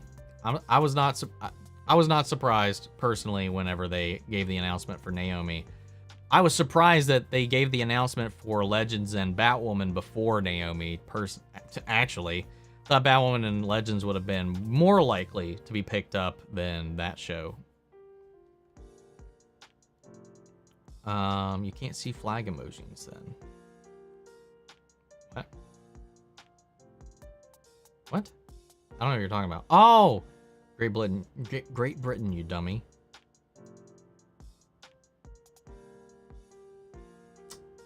Shut up. Leave me alone. Thor Love and Thunder second trailer is coming Monday. Let's go. I'm excited. She-Hulk looks absolutely awful. They should release another trailer and spoil Matt Murdock in it and maybe Red Hulk. Yeah, I disagree. I think it looks fun as hell, and I can't wait for it. CGI, like I said, it's a little whatever, but I don't care about the CGI. The CGI, I'd be completely fine if it was at the level it's at. If it gets better from here forward, even better. But I was sold all to hell on the trailer. Other than Daredevil, She-Hulk is my most anticipated Disney Plus show. So we're on two different sides of that coin at the moment, which is not unusual. Do you think we will see Gore the God Butcher in the trailer? The second one, probably. We will probably get a look at Christian Bale in the next trailer. Do you think we'll see the Defenders show up in Echo? If we're getting Daredevil, I wouldn't be shocked to get Jessica and Luke and Danny. Well, Mike Coulter and Kristen, why am I blanking her name right now? Kristen Ritter, both made an Instagram post together talking about some major stuff coming down the pipe. Same day as we got the Daredevil news. We'll see. Currently watching Daredevil Season 1 for the first time. Let me know what you think of it. Hope you're enjoying. Am I watching the UFC? No, I am not. If we get Iron Fist on Disney Plus, they're going to have to recast the actor. They don't have to recast the actor, but I would not be offended if they did. I want Superman and Lois to last till the kids turn 18 and leave for college. I hope that's the case. I think that would be fun. Minimum of 5 years of the show in world time to pass. I'd be down with that. I hope that's the case at least. All right, buddy. You have a good day. It was nice talking to you, and have the rest of your weekend. And stay tuned for season 4 reactions. Season 4 won't be the last season. We still have season 5. Yes, we do. Hell yeah. Yeah. We'll see you then. Here we are. How long did that take me? Almost 30 minutes. Happy you have caught you live. I like the vibes you have going on. Glad to hear your day is going good so far. Well, thank you, Ash. Again, everybody, go follow Ash on Instagram, Twitter. Actually, I don't know if she has Twitter, but yeah, she does. She barely uses it. But go follow her Twitch. Great streamer, great friend, great personality. But yeah, it's nice seeing you here. It's always great to see some old faces pop in from the old streaming days. Doesn't happen too often, so pleasant surprise. HBO Max could release a low-budget, 50 to 7 million Superman and Lois 2-hour movie every year. Maybe explore the present on CW and the past with the Fleischer Student on HBO Max. That would be an interesting idea to diversify and connect fans of the show more directly with HBO Max while continuing then like buffering and expanding the world. That could be cool. I'd be okay. I think that's a neat idea. It's weird how some people are hating on the She-Hulk effects when it's only the first trailer and they still have a lot of work to do. I think people are getting a little... I think it's a little ridiculous. People are making it as overblown as it is. I think that a lot of it's overblown, but it's fair to critique it and to point it out. But for that to be like, to turn your entire opinion of the show, I think it's a little silly. I mean, we've seen worse CGI in some of the films, so.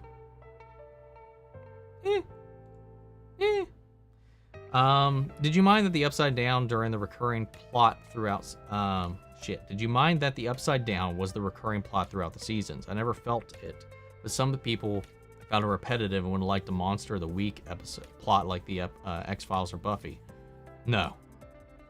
Yeah, I love both of those shows. X-Files is still my favorite series of all time, but I do not think that format would work with what the Stranger Things is doing. I mean, as far as we know, the only thing about this world that is extra normal is some people in it, like these people with powers, and the Upside Down itself. How would you... I mean, You would have to have the Upside Down as the recurring plot to even have Monsters of the Week. Like, that logic doesn't compute with me. And I don't think it would work with what Stranger Things is. Which popular shows interest... Which pop culture intense shows do you wish never happened? Game of Thrones, Lost, etc. I mean, if I had to cut, like, one of the big ones out, I'd probably go with Lost, because I've still never seen it, so I'll give it that. That's the one I'll go with. Other than that, I can't really think of anything, and the ones I can, I've never seen, so I don't think it's fair for me to cut them out. Wow, that's exactly what I just did with the Lost. But I can't think of anything that I would say is pop culture intense. I'll probably stand by Lost for right now. Problem with the Marvel Disney Plus shows that there are only 6 episodes. Second and third acts are always rushed. Yeah, pretty much what I said. I think that's mostly what I echoed. I'm excited for Chucky to come back to television. Me too. Really looking forward to season 2. Did you know there's a Korean version of La Casa de Papel coming out? The trailer is already out. And did I watch the original Spanish version? No, I have not. I have not. I did, however.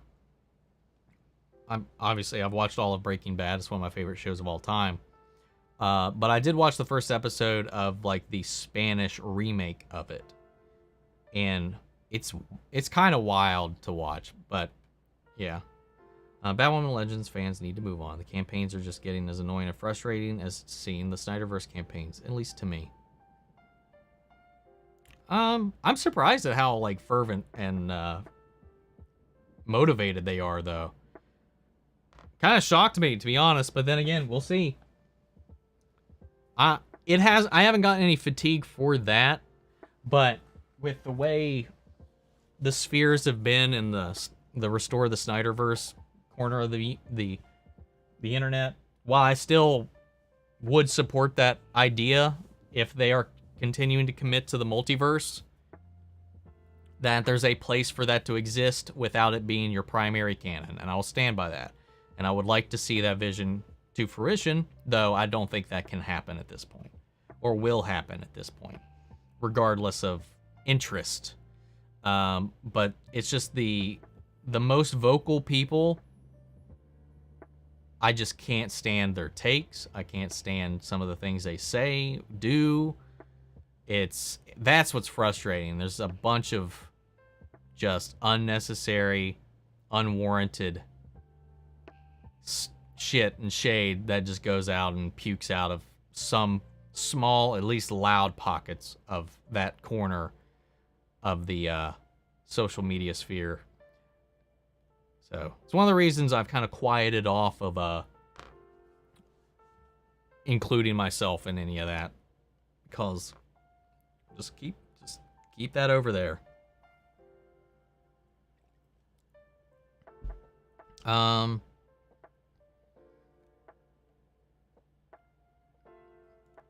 here we go. Did I watch the pitch meeting of Doctor Strange 2? I think I watched it on my own time. I can't actually remember right now, to be honest. If I did, I can't think of it right now. I feel like I did. Maybe I didn't. I don't know. I will have to double check. At this point, I don't plan on like reacting to it on the channel, but I have not. I'll have to rewatch it just to clarify. But I thought I did, but now I'm second guessing myself.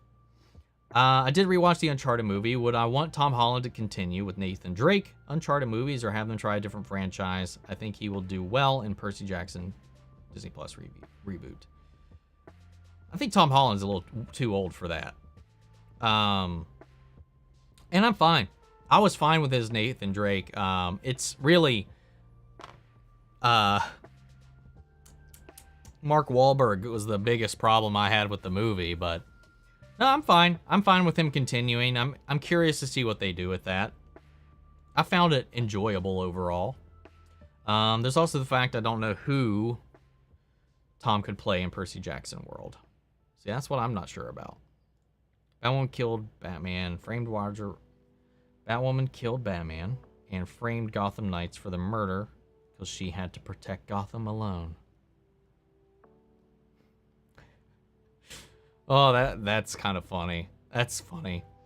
I've only watched Arrow, Flash, Stargirl, and Titans. Would you recommend any other shows? I tried Supergirl, Batwoman, Black Lightning, but didn't find myself interested in continuing them.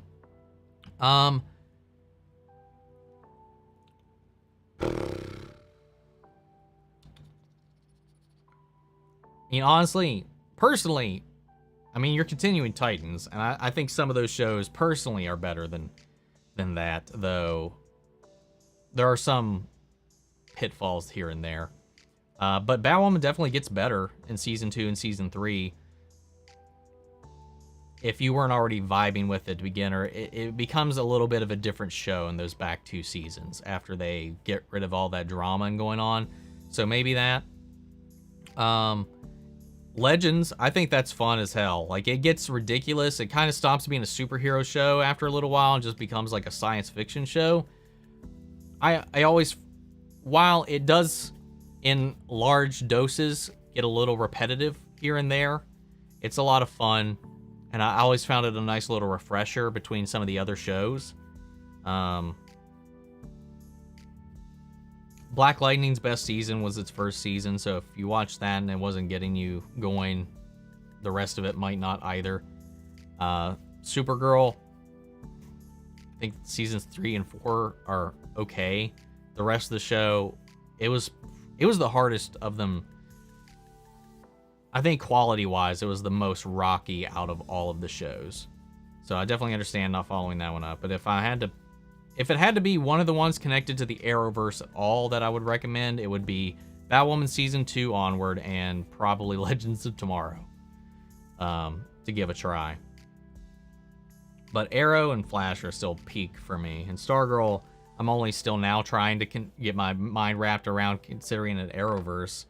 But top-notch stuff. If you haven't seen any of the other DC shows like Peacemaker or Doom Patrol, those are damn good shows. And if you want something really serious and kind of thought-provoking, the Watchmen series on HBO is also really good. Really hoping Daredevil isn't 6 episodes. It needs to be 9 to 10.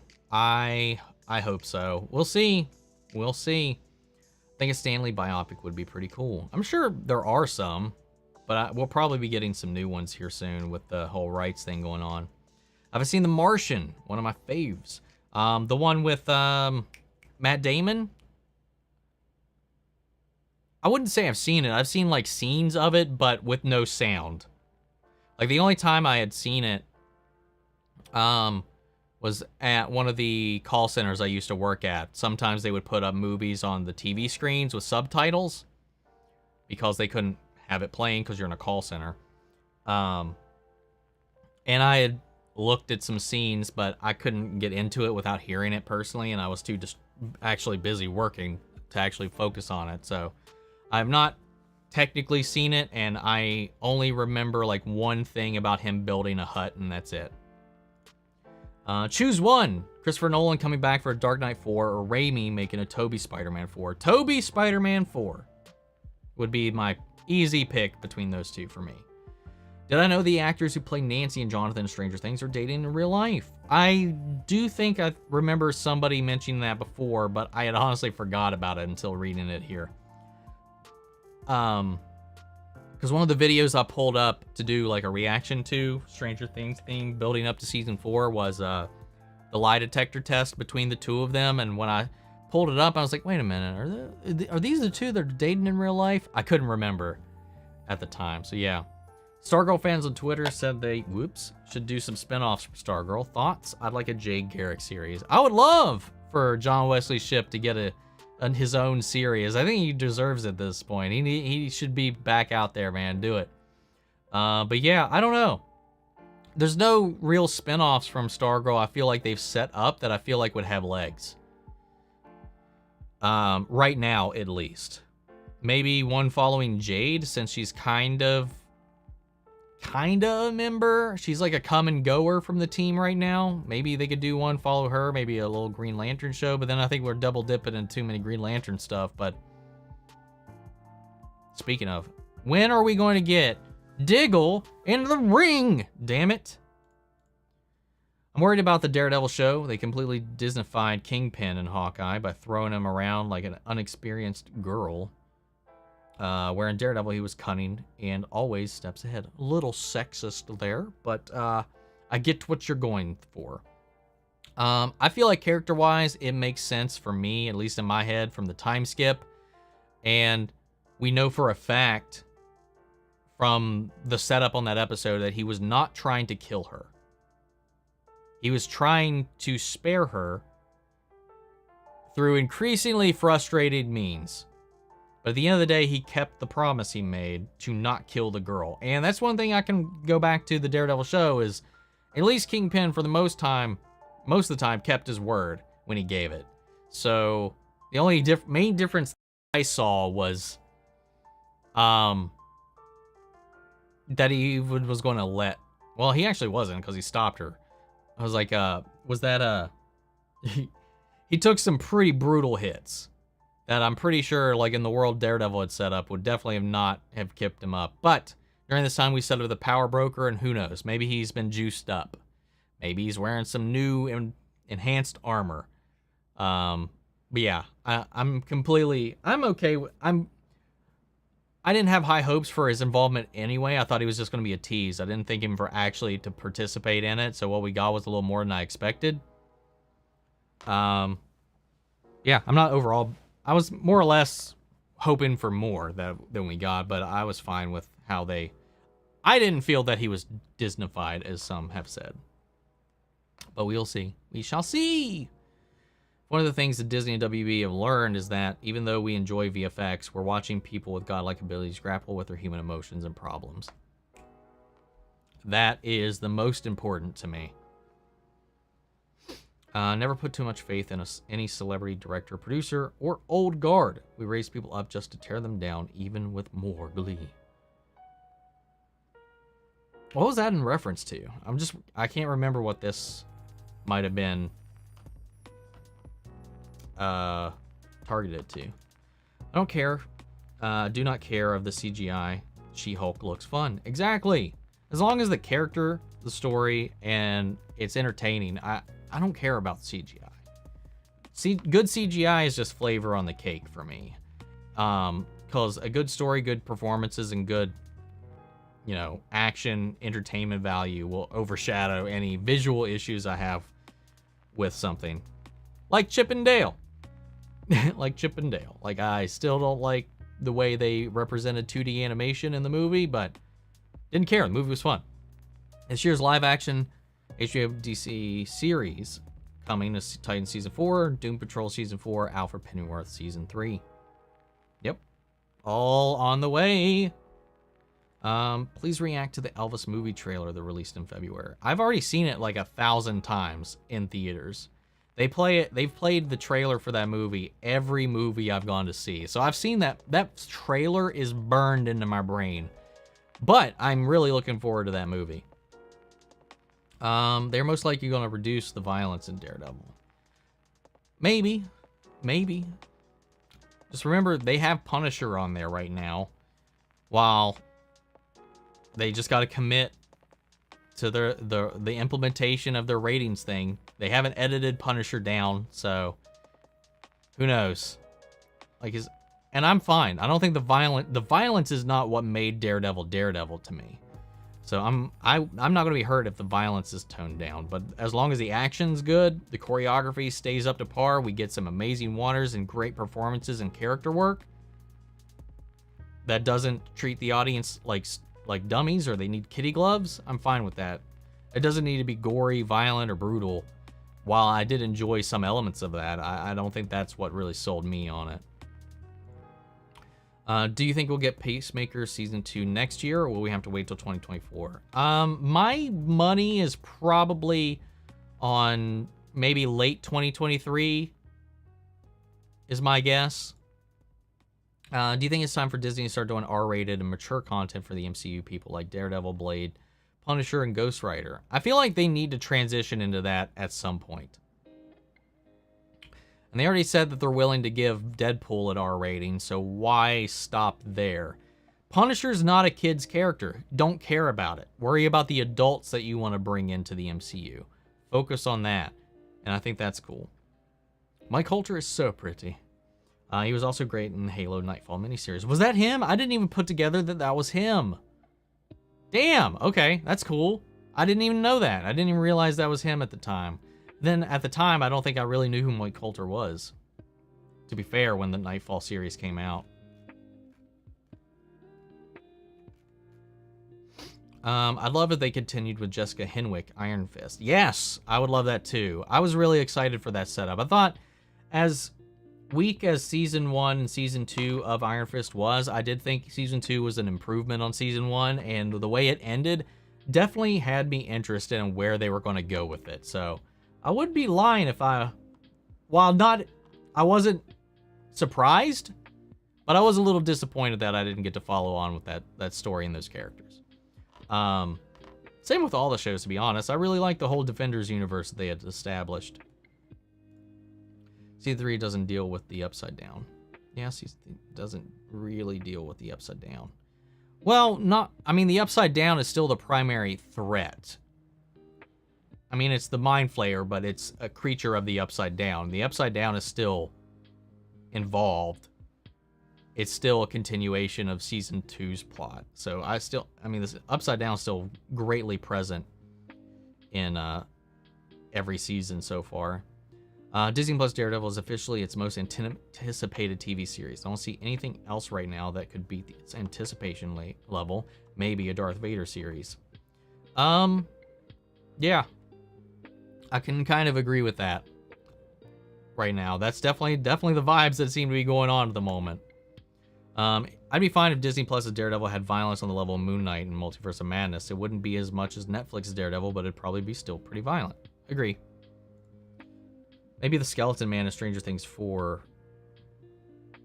Mastermind had all Upside Down. I'm not watching the trailers, so I don't know. I have no idea what you're talking about, and I don't want to know. That's why I don't want to watch the opening minutes. I don't want to watch the trailers. So if you can, don't talk about anything you've seen in Stranger Things Season 4. Thankfully, the only thing I've seen is like that fucking red tinted Crypt Keeper looking guy. That's about it. But I have no idea who or what that is. So that's all I got. I have to agree with you. How dare you cut Lost? I love that show. I've never seen it, so I just had to cut it. Still not seen Breaking Bad. Amazing show. As far as TV shows go, I think it's as close to I think it's a 10 out of 10. I think it is the closest to a perfect show I've ever seen. Yes. Breaking Bad is a masterpiece. Agreed. They are kind of continuing Earth Prime Arrowverse, but in comic form. Yeah, I'm reading it actively right now. This last issue, which was Stargirls, was probably my least favorite, to be honest. But yeah, we'll see. The director of the pilot episode, Superman and Lois, directed the pilot episode for HBO Max's Green Lantern and Dead Body Detectives. Looks like Superman and Lois is the blueprint. Turning the tides. Aw, hearts. What one season Fox show do you think should have never been cut? Minus Space Above and Beyond, Space Marines, Politics, Aliens, Grunginess. Never heard of that. Second would be Firefly. Also, I've never seen Firefly. One season Fox show. I can't really think of many one season Fox shows. Maybe Millennium, but I don't know if that was Fox.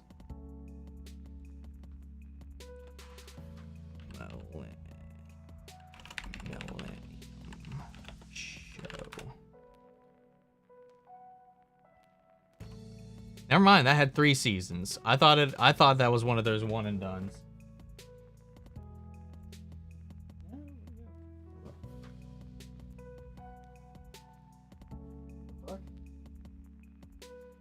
Where'd you go? There you are. All right. Sorry about that. Drop something. I don't know. Even though I haven't seen it, I'll probably go with Firefly, just for the benefit of everybody that's been screaming for that all my life. I like the Uncharted movie. I enjoyed it. It wasn't perfect, but I thought it was pretty fun. I thought it had the tone and the vibe of it down enough. One, if I was Spider-Man, what 3 colors would my suit be? What powers would you tackle onto your bite? I'm gonna be making weapons like Athena creation. Super speed. Just give me super speed. But red and blue. Red, blue, and black, probably. Just the classic colors. More than likely. Mostly green and purple. Nice. Uncharted movie's pretty good. Who's faster, Quicksilver or Makari? In the comic, I don't know. I don't know how fast Makari is in the comics, but on screen, I'm pretty sure if you do the physics and the breakdown, I think Quicksilver from X-Men, the Fox X-Men universe, is the fastest speedster on screen without, breaking time, but I don't know. But definitely between the two of them, I would put my money on Quicksilver.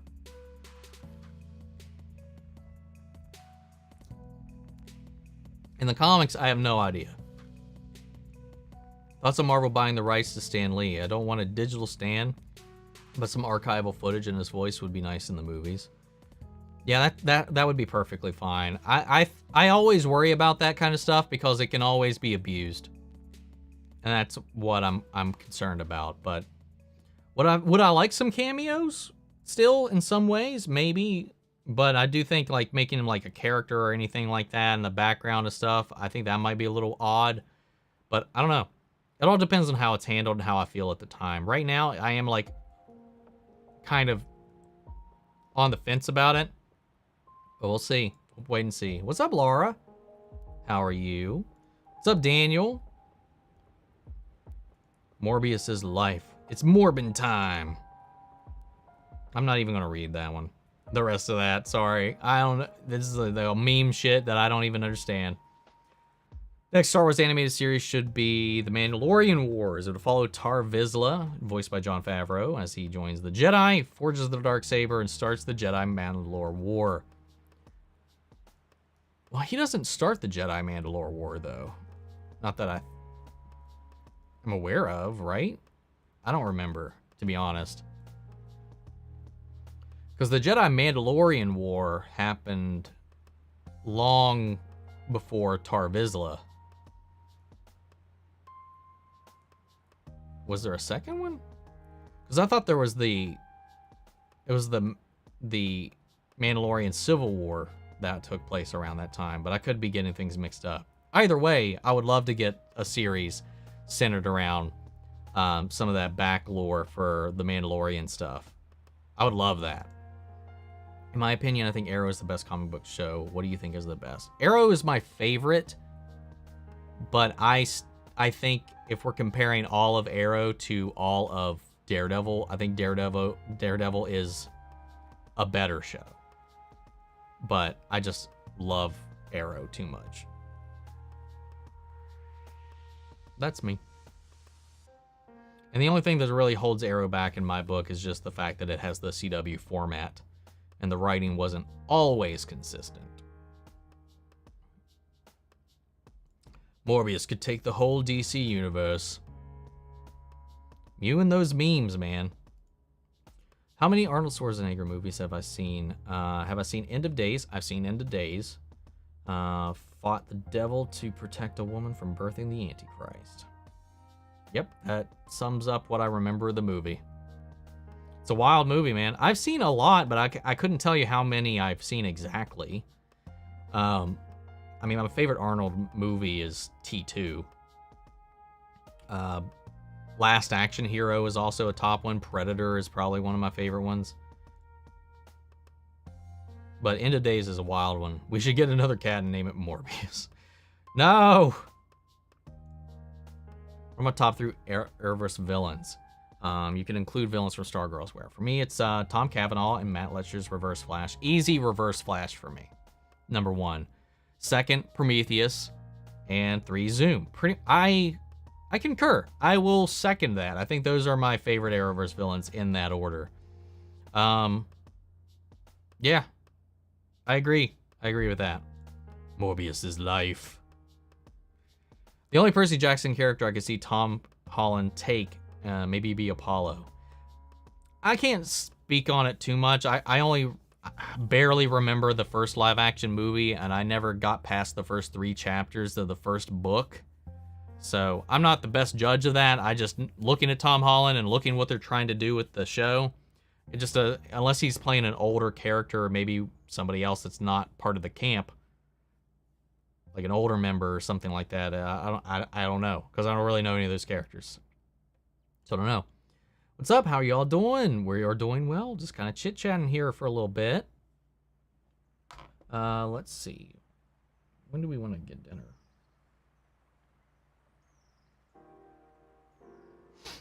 Also, I have a code for multiverses. So later tonight, at some point, I do plan on streaming it. So I don't know if I'm going to do it here or if I'm going to do it on Twitch yet.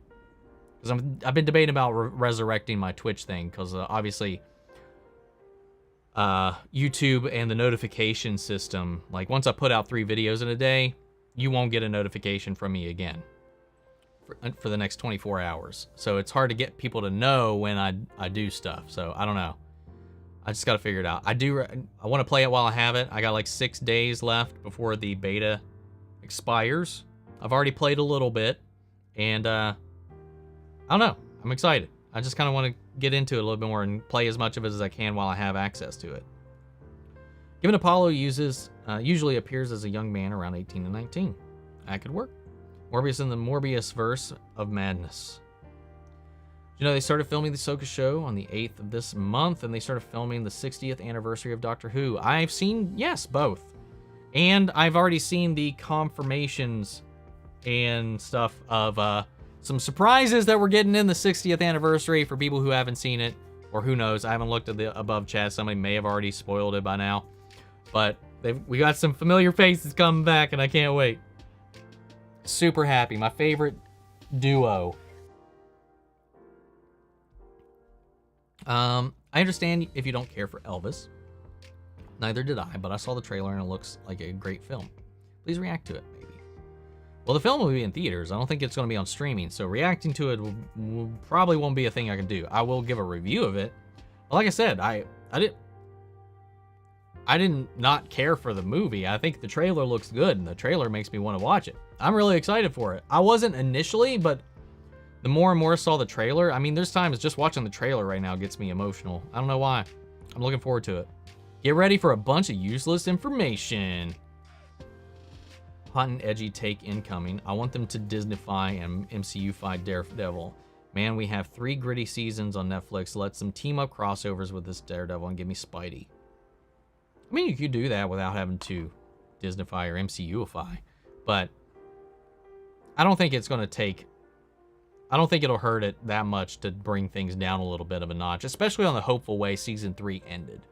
You know, we're catching back up with them 6-7 years since we left off in universe. Looking forward to it. They can do whatever they want. They're can be in completely different places in their lives, so they can switch the tone as they need to, I think. I'm looking forward to She-Hulk. I kind of wish Professor Hulk hadn't been introduced. The fun of Jen is she's in control, super smart, and she loves being hulked up. Having an already smart Hulk takes away from that a bit. I agree. I kind of feel that way as well, but we'll see. Let's see.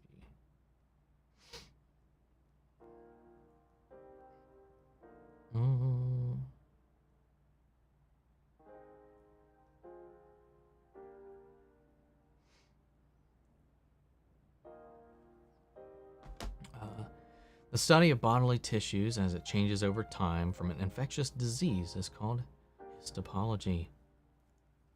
Here comes the facts, like you said. I actually want a Morbius 2 featuring Andrew's Spider-Man. Who knows? Maybe we will. The inventor of the fire hydrant is unknown because the device's original pattern was destroyed in a fire. It's ironic. From what I saw, Stargirl fans, the most popular options for Stargirl fans are Seven Soldiers, The Victory spinoff, featuring Justin Hartley as Green Arrow. All right. And a prequel to the JSA show. I think both of those could be good, but I feel like they would also run the risk of overshadowing the show. Because it feels like you're making a show about the show you actually would have wanted about the original JSA, but I don't know. I'd be fine with either. The Justin Hartley thing is kind of funny, though.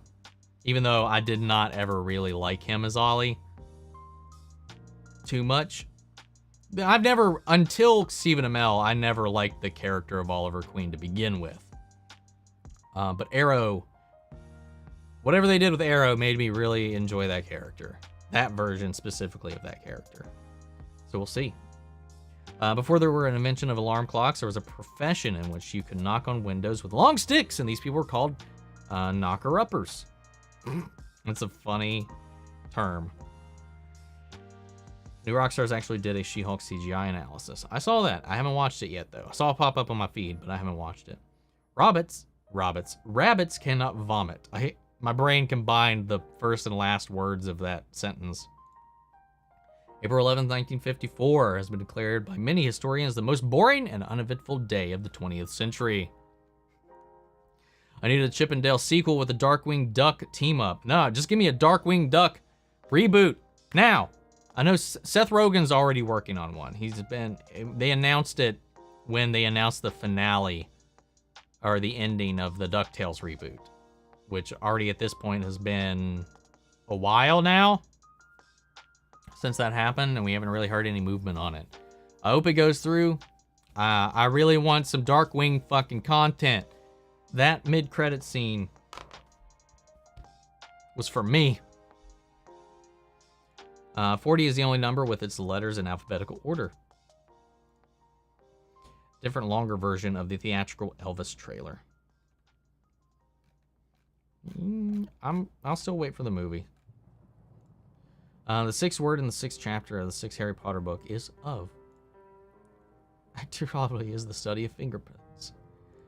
Why don't we have a Morbius 2 yet? Probably because most people don't like the movie, and it's too soon. Least common birthday after February 29th is December 25th, which is my birthday. Nice. Daredevil maybe they'll increase the legal aspect. I don't know. I love Foggy more than Matt. I was that old woman who wanted to feed him and Karen together. Nah. I'd like that too. I'd like for them to get back into the legal fair and see how that goes. Now, the Punisher is who I really want to see come back to the MCU. If not, it would just be a waste. Bernthal bodies that role. I agree with you. I mean, my big number one want was for Charlie Cox to return, and I got that. My second want was Bernthal's Punisher. The Bluetooth symbol is named after the Viking king Harold Bluetooth. Really? Interesting. Tommy Good Apollo, he's a mix of his personality with Apollo's. I wouldn't be able to, I have no opinion on that. They're almost definitely still working on She-Hulk CGI, but like had been said, who cares if the story is good enough? I've seen the opposite, Avatar, and it looks as bland as ass as that. Yes, I agree. What's my favorite book series adaptation to movies? Do you have a favorite book series that hasn't been made into books or TV shows? I mean, I think... Oh, man, well...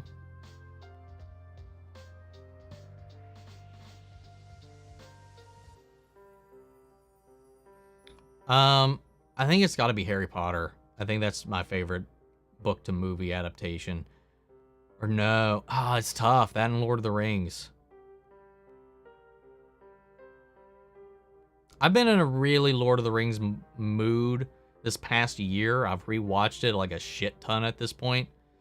But I think Harry Potter has had a bigger impact on my life. And I think those movies were... For a series of 8 movies to still keep that quality throughout, I think that's pretty astounding. So I'll probably say Harry Potter. Harry Potter at the end of the day. that hasn't been made into a movie or TV show.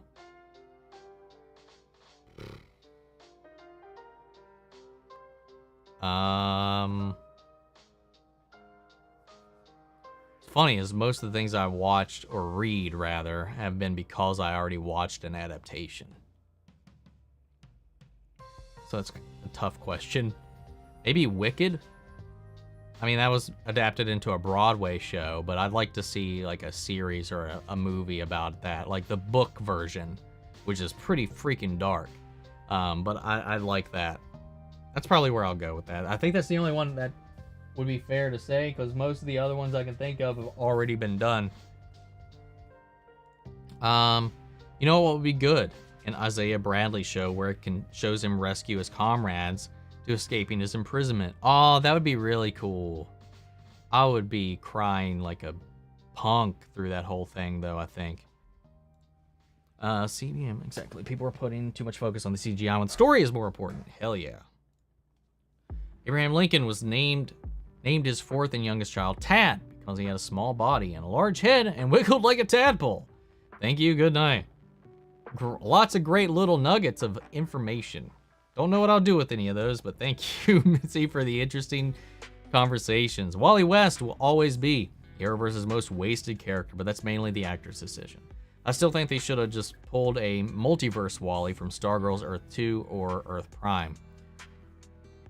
They definitely had any and every opportunity to bring somebody in to play that character. And I get why. They wanted to keep it open in case they wanted to come back. But yeah, like you said, there's other opportunities to have different versions of that character. Where he could have maybe been played by a different actor. Yeah. For such an icon, such a big part of the Flash family and mythos to be mostly absent from the show, it does kind of suck a little bit. Because I really like the who they had. And I really like that character, but it's a situation where I think the character is a little more important than any one actor. So, like, I feel like a recast is probably the route I would have went originally, but to keep Wally in going. Because, I mean, if Grant ever got tired, you could always pass the mantle on. Because Wally is, in a lot of ways, maybe even more popular as a Flash in today's age than Barry.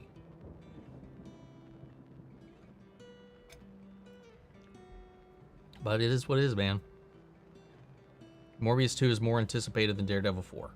To you. And like no one else. Another interesting possible show would be Game of Cat and Mouse in Madripoor and Sharon's Rise to Power. John Wick style meets Mission Impossible. That could be cool. That would be cool. I hope that gets explored at some point, though.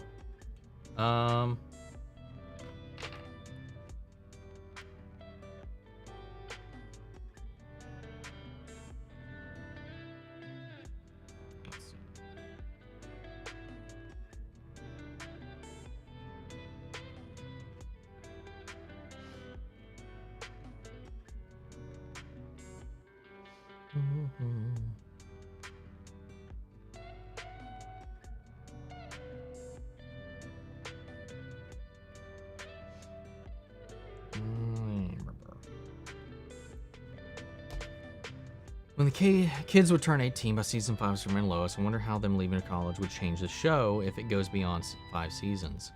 I've thought about that too, and I really don't know. I guess it would really depend where, like, would Clark and Lois leave the farm? Would the kids, I mean, obviously if they go to college, they're not going to be going, there's no college in Smallville, so they're going to have to go back to Metropolis or some other city. More than likely Metropolis. So I don't know. I really don't know. Dual perspective. Have I seen the Don't Worry Darling trailer featuring Florence Pugh? I did. I saw it for the first time, I think, a couple days ago in theaters. Looks interesting, and I really want to check it out when it comes out. Would I be interested in talking about the Lord in Morbius Christ? God. Venom is better than Venom 2, which is better than Morbius. Yeah, out of those three, Venom, I think, is the superior movie, which is weird because that movie's not the greatest. like structurally speaking. Venom 2, I think, is less of a movie than Morbius is, but it has way more entertainment value than Morbius. So they're kind of like neck and neck for me for different reasons. Oh, they bring back Smallville someday. That was a great show. So much potential for continuation and more stories to tell. Well, they might be bringing it back in animated form, and they've continued it in comics. There is a season 11 comics. You can always go check those out and read those.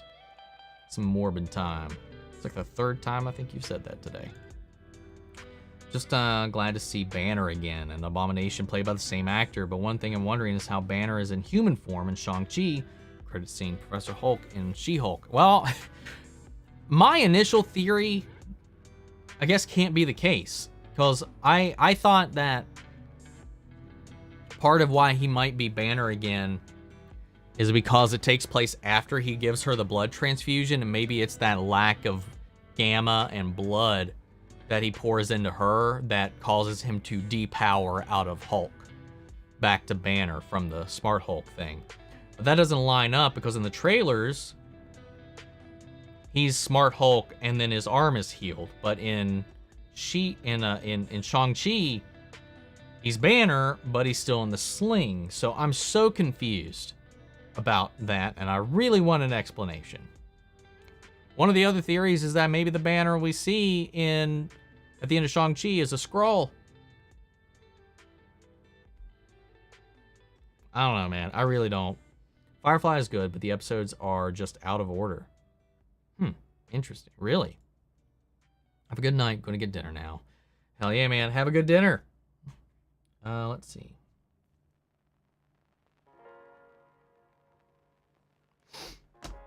The Flash could easily stretch to 11 seasons with Red Death, Cobalt Blue, Necron, Blackest Night story, Matt Letcher, Thawne arcs. They could. They just the writers gotta commit and the budget's gotta carry it through. Because I don't know if I can do another Deathstorm letdown. We'll see. Definitely think it's gonna be one of the iconic villains at the end of season. Superman and Lois season 2. Bitsy wouldn't tease the fans like that if it was some D-list nobody. Hope it's Lex. He's my top 10. Did she tease a villain? I don't recall a villain being teased. Why not react to the first 8 minutes of Stranger Things released if you're not going to watch it anyways? If you're going to watch it anyways, I don't see how it's spoiling. So you do, because when I watch it the second time, I'm watching it the second time. That's 8 minutes of a reaction that isn't genuine. Isn't that first taste. You know, seeing it, I will go into that episode having preconceptions. I'll have theories. I'll have thoughts. Yeah. No, it taints the reaction for me. I don't know what's hard to understand about that. What's up, Shay? Jay Shrayway. Go check out his channel, man. Up and comer right here. The Jay Shrayway. Let's see. Holy crap, you have to watch Peaky Blinders for the channel. It's on my list of things to catch up on. Not catch up on. I think I watched part of the first episode, but I never finished the first episode. But it's one of those shows that I've really wanted to check out.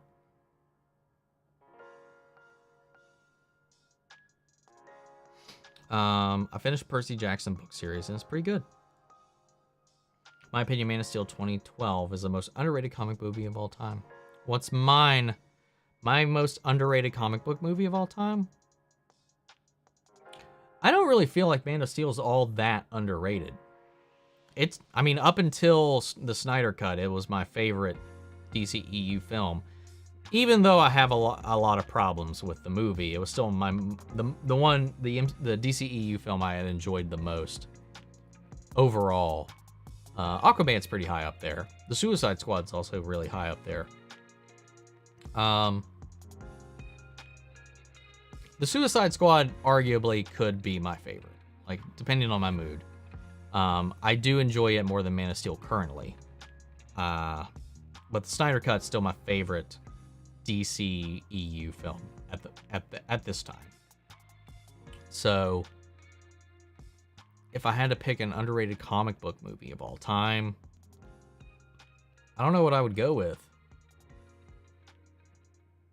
I feel like anything I picked would kind of get some recognition in some way. Like, my first thing comes to mind is like the live action Turtles movies, but those were huge at the time. Maybe underrated now, but I think they hold up really well. Blade still gets a lot of love. The Raimi films still get a lot of love. The X-Men films still get mostly a lot of love. I'm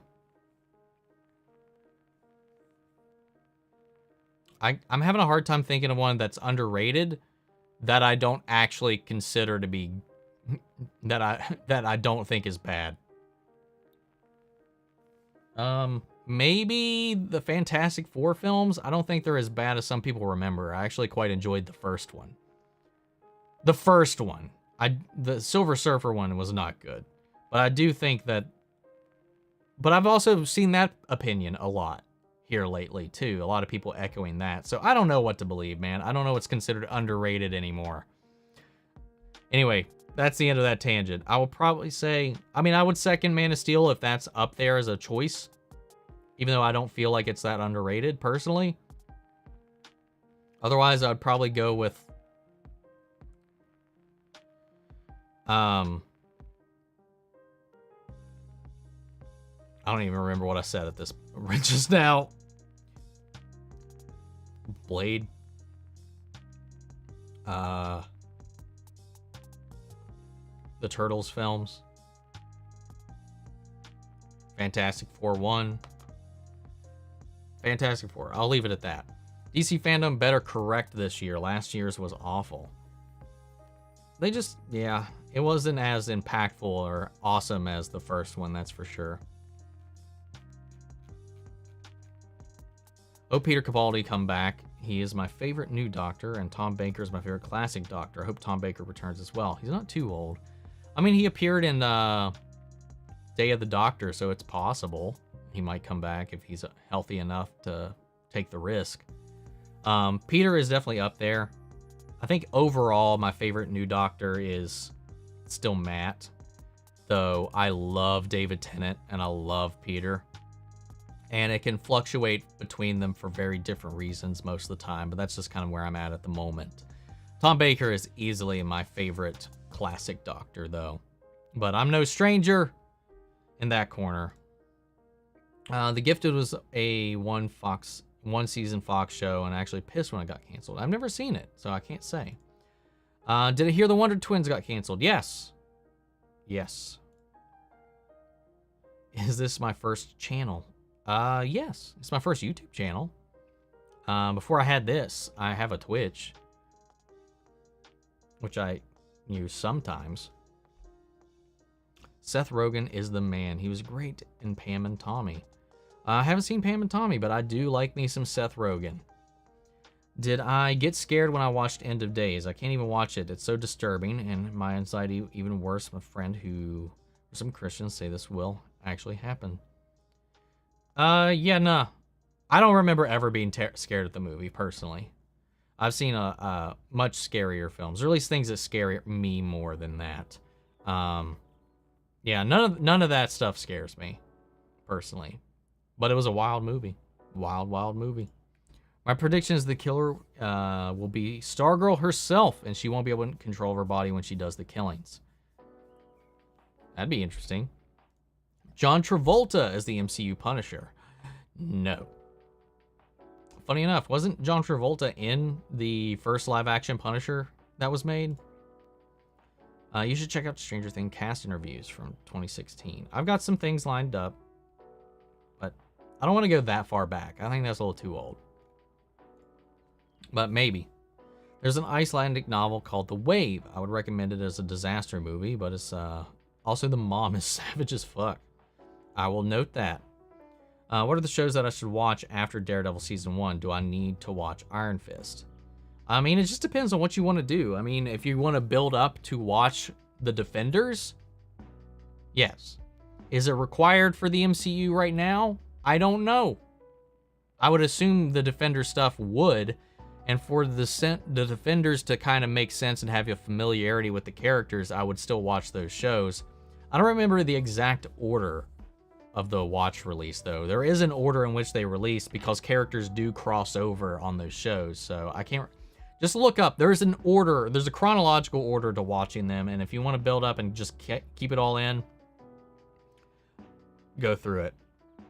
The other shows, I think, are worth it. I think they're really good. Some of them clearly not as good as others, but I think all of them, except for Iron Fist, had a really amazing first season. Iron Fist's season 2 was better than its first one, but both are definitely the weakest out of, I think, all of... Not even that. No, I wouldn't even say that. I think season 2 or season 3 of Jessica Jones was probably not as good as season 2 of Iron Fist for me. But season 1 of Jessica Jones is wonderful. Dark as fuck, but wonderful. Luke Cage was a lot of fun. Yeah, man, I recommend them all. Iron Fist comes with the least recommendation, but I would watch at least the first season to familiarize yourself a little bit with the character and the setup for the Defenders. I hope that one of the themes of future season Stargirl will be time travel in the multiverse so we can get a Perdegaton, Crime Syndicate, and crossovers with the Arrowverse. All those would be fun. Hell yes. If you like Harry Potter, you should react to the Hogwarts Legacy gameplay showcase for the PS5. I've already seen it. I watched it when it happened, when it came out, and I still have my doubts that that's real gameplay. I don't believe it. I don't believe any of that was real gameplay. We will see. I'm definitely going back to Doctor Who now. My favorite companion. Don't make me go back. All the tears. Yeah. They're definitely hooking in a lot of people with a lot of interest with this whole 60th anniversary thing and the tease for the next special. My favorite classic Who companion is probably Sarah Jane and Jamie. Jamie was, for a long time, one of my favorite companions.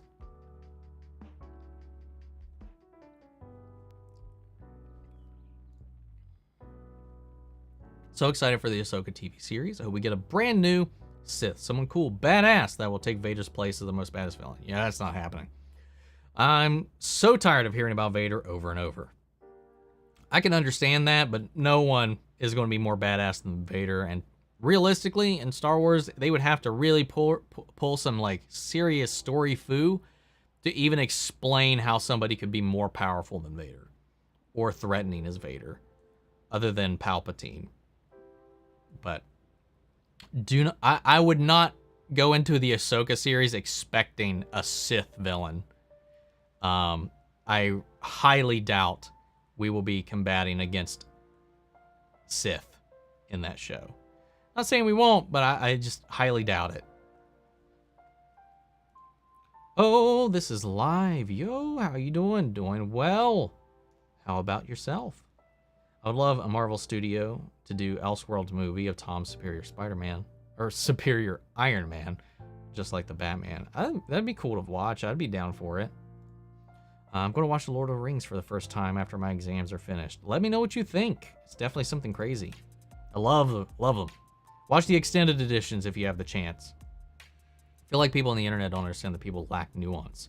So when they joke about Morbius being good, there are people that are going to think they're serious no matter what. I have a hard time knowing when someone's serious and when they're not. Namely Stixie. I don't know if he believes it or if he's memeing. I definitely understand most of the time when someone's memeing, but sometimes, man, it's just hard. When you're just seeing text, it's so hard to understand the tone that comes behind it. So, it's the struggle of the internet, man, but people are always going to... I think people's initial reaction is always to defend. So, we'll see. Gotta go. Take care. Road to 30K subscribers. Thanks for stopping in, man. And hopefully we'll get there. Hopefully. I haven't seen the 3,000 Years of Longing trailer. It's a fucking mindfuck. I have not. I have not seen it yet. I might react to it later, but I'm not sure if I'll get around to it or not. I'll at the very least, I do plan on watching the trailer. I just don't know if I'm going to make a reaction for it yet. Venom 2 is the best in the franchise of the Snowdyverse. I don't agree with that, but power to your opinion. Just watched your reaction to Chippendale Rescue Rangers. Enjoyed. Also, didn't know you watched the DuckTales reboot show. Also enjoyed it. It's amazing. I have still not watched the final episode though because I don't want it to end, to be honest. So I've still not watched the series finale of it. Good little thing that I did take note of was, but I didn't mention in the review, was David Tennant reprising the role of Scrooge the Duck for that little cameo in Chippendale Rescue Rangers. So that made me happy. Oh my God. I have the odd history of when I started reading DC Comics. While it was my first Flash and Kyle was Green Lantern. So when Barry and Hal were introduced, I missed my guys. What's funny to me is when I was watching like the Justice U stuff, like I grew up with the John Wesley Shipp stuff, so it's not even the right thing there. But the Flash I knew of was Barry Allen, and what threw me off is I always got confused and I never really understood why. I got confused when they would call Flash Wally in like Justice League Unlimited and stuff like that for the longest time until it finally clicked that, you know, Barry and him were two different people. Dumb kid shit, man. Jon Stewart was my first Flash, and the live action John Wesley Shipp Flash was my first Flash. But animated side of things, it would have been Wally that was my first Flash. I just didn't. It took me a while to actually realize it was Wally. The banner at the end of Shang-Chi just sprained and broke his arm. It's fixed in She-Hulk. Fair enough. Have I seen Married with Children? I have not. I have not seen an episode of Married with Children. I've probably flipped past it, but I've never actually sat and watched an episode of Married with Children. I heard that Married with Children will return in an animated series. This sucks. Bring back the show. Animated is cheap. Animated is not cheap. And people need to stop stop talking shit about animation like it's not a valid art form. Big Banner learned to control himself, but it's still confusing. Maybe. Possible. I don't know. It hasn't been explained at all. I think the secret invasion is being built, and there have been theories about the power broker Sharon being a Skrull and the Falcon and Winter Soldier. I mean, at this point, you can just be like, anybody's a Skrull. There's a new Rockstar's theory that Banner is wearing a bracelet with the dust from the Multiverse of Madness, although I'm not sure how that would work. Yeah, that was in the breakdown. That was in their breakdown of the trailer, which we reacted to. So I don't know how that would work either. I don't know. Yeah, when I first started Peaky Blinders, it was the first episode was a drag for me. But man, once you get invested, it's like you become one of them. Characters trying to think and figure stuff out. Yeah, man. I'll get to it eventually. Underrated comic book movie was Road to Perdition. I don't think I've seen Road to Perdition. I don't think I've seen that. I have not seen that film now that I'm thinking about it. Because I keep thinking, my brain is making me think of The Road, which I have seen. So I don't think I've seen that one. Last two questions before we go. Did anyone's head explode in The Boys Season 3 trailer? Did anyone's head explode in Peacemaker? Yes to Peacemaker, and I can't remember if a head explodes in The Boys. What up, East Blue? Take it easy, Stixie. Like I first watched Pinky Blinders a year ago and didn't finish the first episode, but recently tried it again, and yeah, I just gotta say, I'm glad I did. You never seen The Gifted? What? Sir!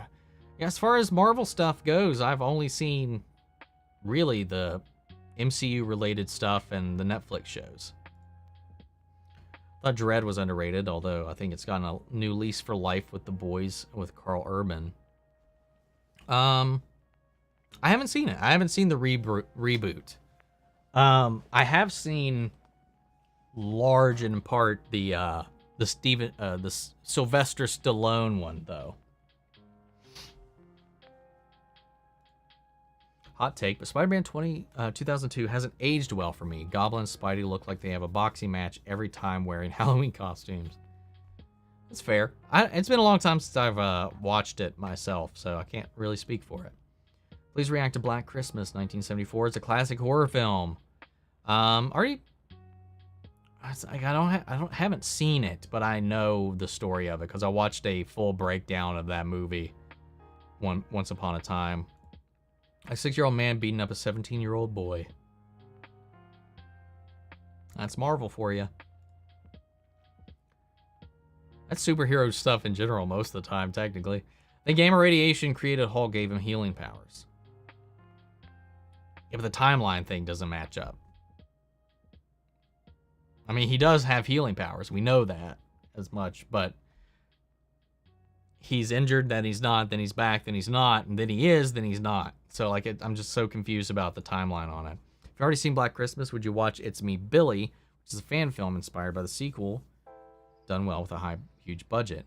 I mean, I don't say never, but maybe. I don't really have much of a personal interest in looking into it or watching it, but you know, I won't say never. What the hell happened to Justice League Dark? What do you mean? What do you mean what happened to it? You mean the show or the animated movie? Or the J.J. Abrams project? I mean, they just cast their Constantine, or was talking about who might be playing their Constantine, I think. But yeah, the word is very quiet on that side of things. If we're referring about the show that's supposed to be coming to HBO Max. Thoughts on Tom Holland's Spider-Man character arc? I liked it. I quite enjoyed it. It was very different, but he's my favorite live action Spider-Man overall. So I just like it. It was done differently, uniquely, and authentically in a lot of ways. I don't know. It's my favorite one out of the live action Spider-Man we got. Rockstars has an interesting theory that says that the last universe Wanda went to with her kids and the other Wanda is the Days of Future Past universe where Wolverine woke up at the end. I thought it was pretty clear that she just opened a portal to that universe, the 838 Wanda's universe, the same ones that she terrorized. Could be wrong, but I'm pretty sure that's not up for debate. But I mean, we don't really know. We don't know. I'd love to see a Harry Potter as a TV series. That'd be cool. Hello there, jumping around the multiverse. Hi, Gwen. Hey, Jinx. Wow. Nice. Definitely real gameplay. There were multiple bugs. How do you know there were bugs? How do you know it was gameplay? We didn't see anybody with a controller in their hand. We didn't see any button prompts. We didn't see any UI. Well, we saw some UI. Yeah, I saw nothing in that reveal that makes me believe it's real gameplay.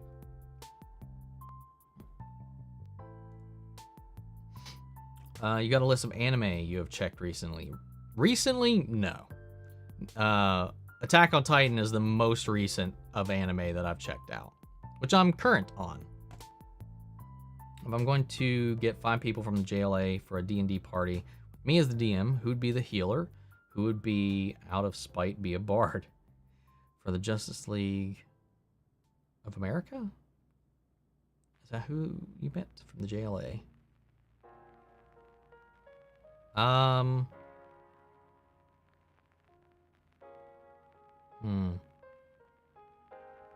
Who'd be the healer?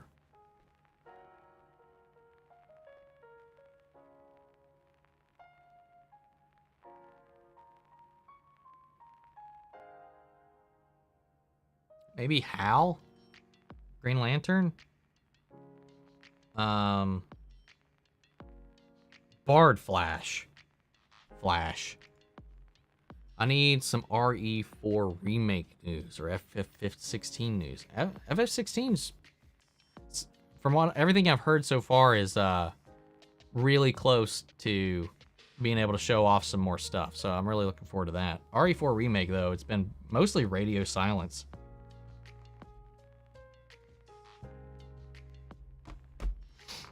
Thoughts on them killing off Rachel in Halloween 5? I thought she was a great Halloween 4 and a big sister character for Jamie. Yeah, it definitely made me sad. It was one of the few things, one of the many things in Halloween 5 that I didn't like about how they deviated from the direction Halloween 4 was going. Yeah, I don't know if I wouldn't say I dislike it, but it makes me sad. But it makes sense for me. Do you think any classic companions will come back in the 60th? Maybe Tegan, Ace, or others? Well, they're coming back for the next special. There's a couple. Ace is back for the next special, and I forget who the other person was. We've got 2 classic ones coming back for the next special. The Centenarium, or Centenary.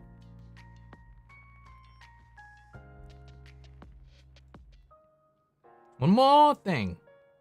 Humans have lived on Earth for less than 1% of the entire age of the Earth. Goodbye, for real this time. Bring back Peter Davidson. Never know. You think we'll see a version of Mara Jade in Star Wars, either in game or in cartoon? I hope so. But who knows? With the route that things have gone, I don't know what the point would be at this now, because clearly they wouldn't be setting her up to get with Luke. So we won't have any of that. She's still a really cool character, but on her own. So I'd still like to see her in that stance, but it's just like a major arc for that character would probably be deleted or altered altogether. So I'm curious to see how they would pull it off.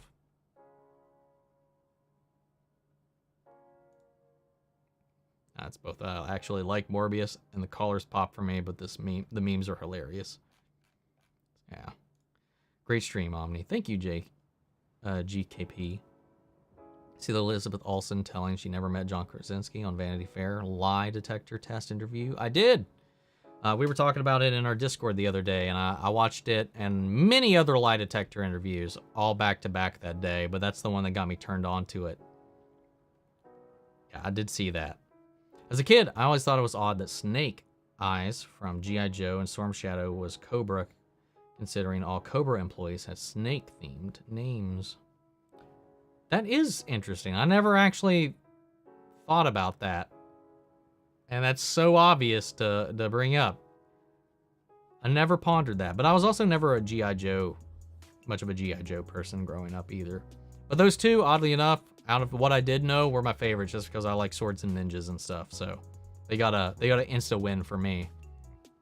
They were the only characters from other than Cobra Commander that I even knew. Here, the Phase 5 will be in 2023 and 2024, with the first Secret Wars movie will be in Phase 5. Hope so. All that is pure rumors and speculation. Actually, it's just pure fan speculation. We at least know Phase 4 continues out into 2023 and 2024, so I don't think Phase 5 being in 2020 that early will line up. But we don't know anything. That's all pure speculation. Road to Perdition was the first movie that Tyler Hoechlin was ever in. I might have to check it out. You should do a Dread reaction. We might, at some point.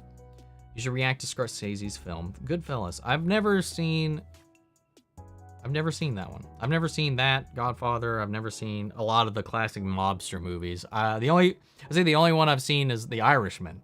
But that's not classic. That was a more recent one. Okay, last question. I'm serious. Whose head explodes in Peacemaker? A lot of random people. I know somebody else's does, but I can't think of it right now. Hot take. I think some of the worst CGI in the MCU was in Black Panther's final battle when they fell down to the mines. I don't think that's much of a hot take. I didn't think the CGI in Black Panther was all that great, but I do agree with that a little bit. I do think that is some of the worst, for sure. I can't think of anything else that comes immediately to mind. But yeah, I'll second that. What's up, Catrell? How are you? Catrell? Hope I'm saying that right. Correct me if I'm not. Good night, Omni. My niece's confirmation tomorrow, so I have to pretend to be religious for the day. Have a good week. Well, have fun, get some rest, and I hope it goes well. I've seen Young Sheldon. I have not. I was not a huge Big Bang Theory guy. And Sheldon was probably one of my least favorite characters, so I don't know if I would be into it. I'm doing well. How about yourself? Just joined. Well, welcome. I don't know how much longer we're going to go. I'm already over my intended stream time. I do plan on being online a little bit later to play some multiverses. I'm still not sure if I'm going to do that here or if I'm going to do that on Twitch, though, so I'm not too sure. When will Invincible Season 2 come? I just cannot wait. It hasn't even begun production yet, is all I know so far. So sad that Doctor Strange The Multiverse of Madness went down at the box office in the second week. Multiverse never reached 2 billion at the worldwide box office in the end. Oh yeah, it was never, not never, but like I told you, I knew it was not going to beat No Way Home. Nancy and Jonathan or Nancy and Steve?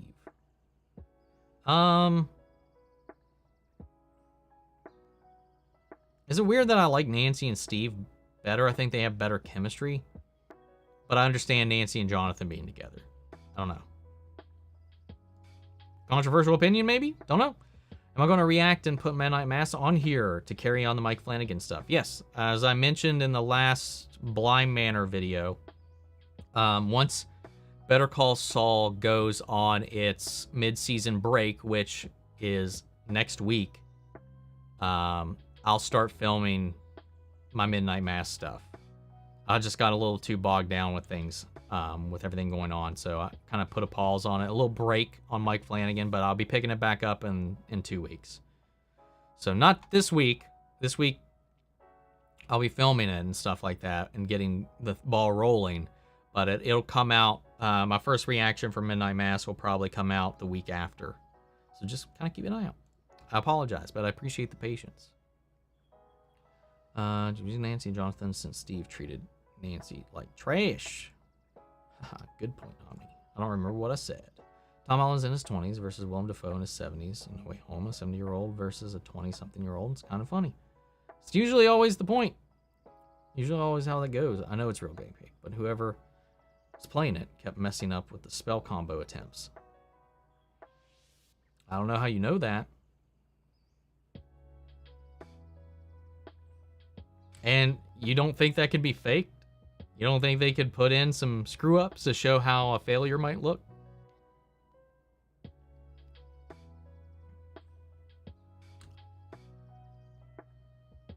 Really easy to get hyped up there.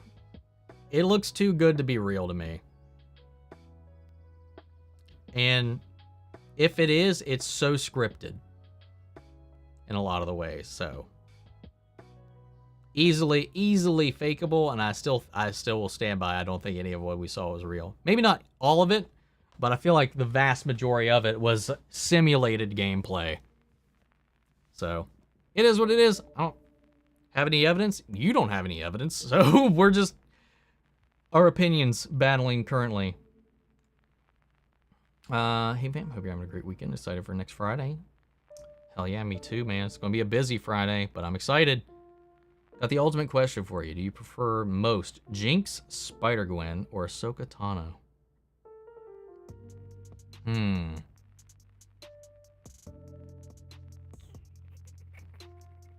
Ahsoka, probably. Yeah, I think easily Ahsoka.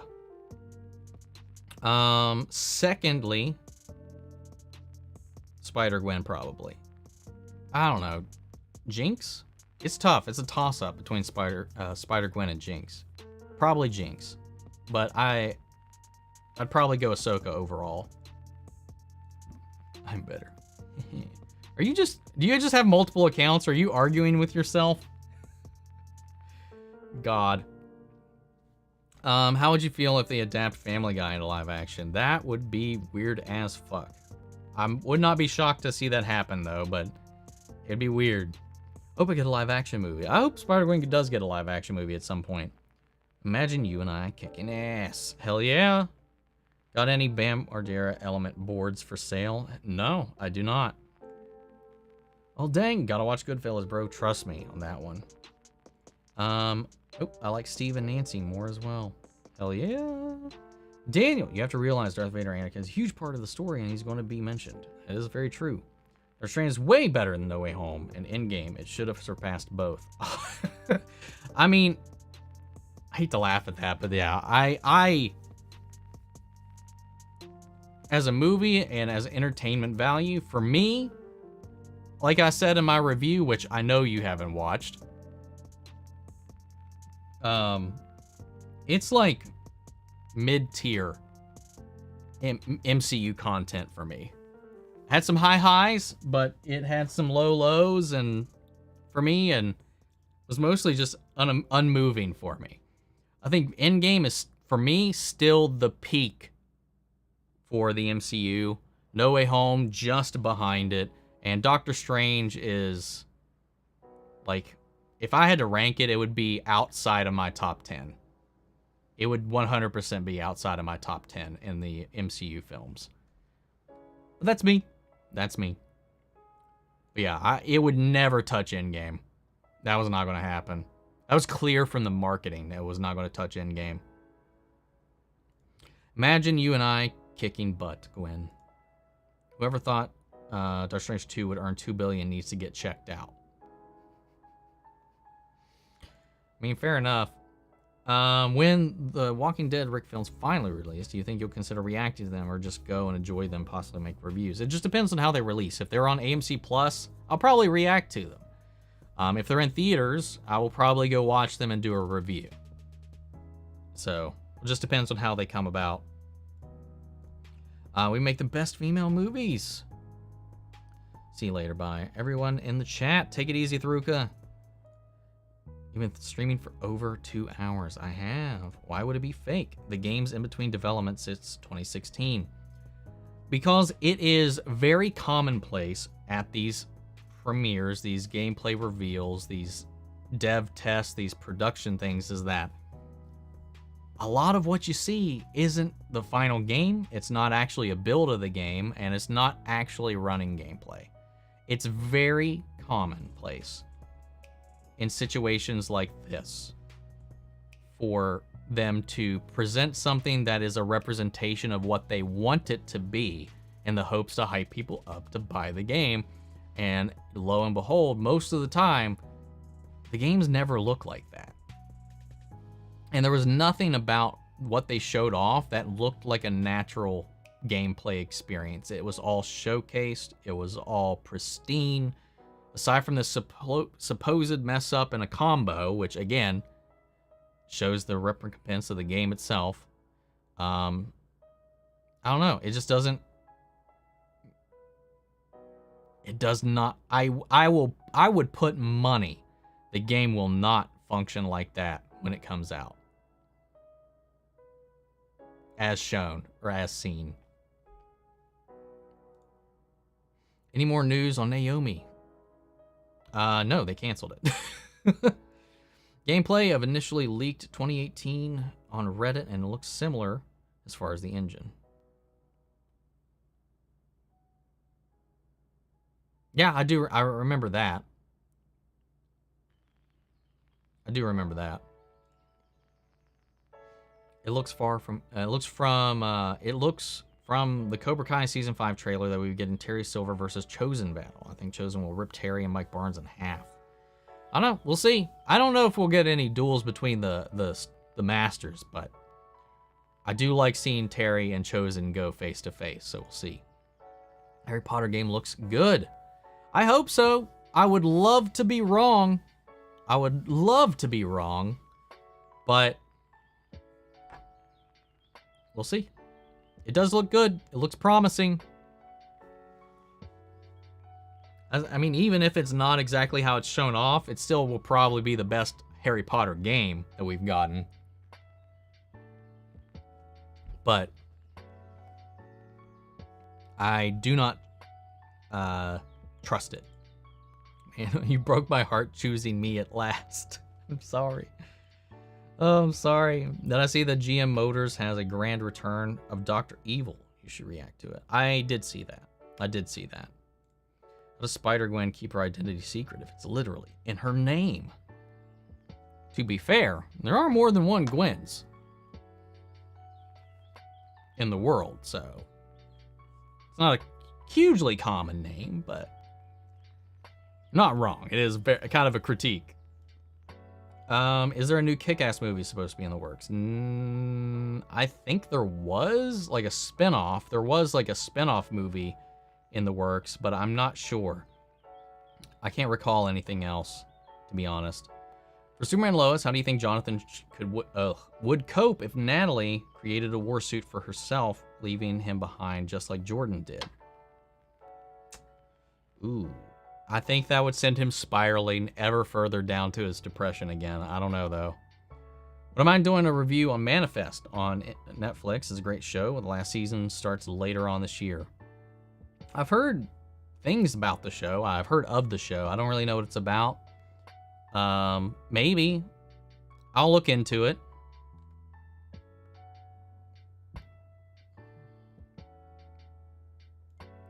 The only thing that's weirded me out in-game was the very overtly let's get all the badass ladies out in the same frame, even though half were in fights on the other side of the battlefield.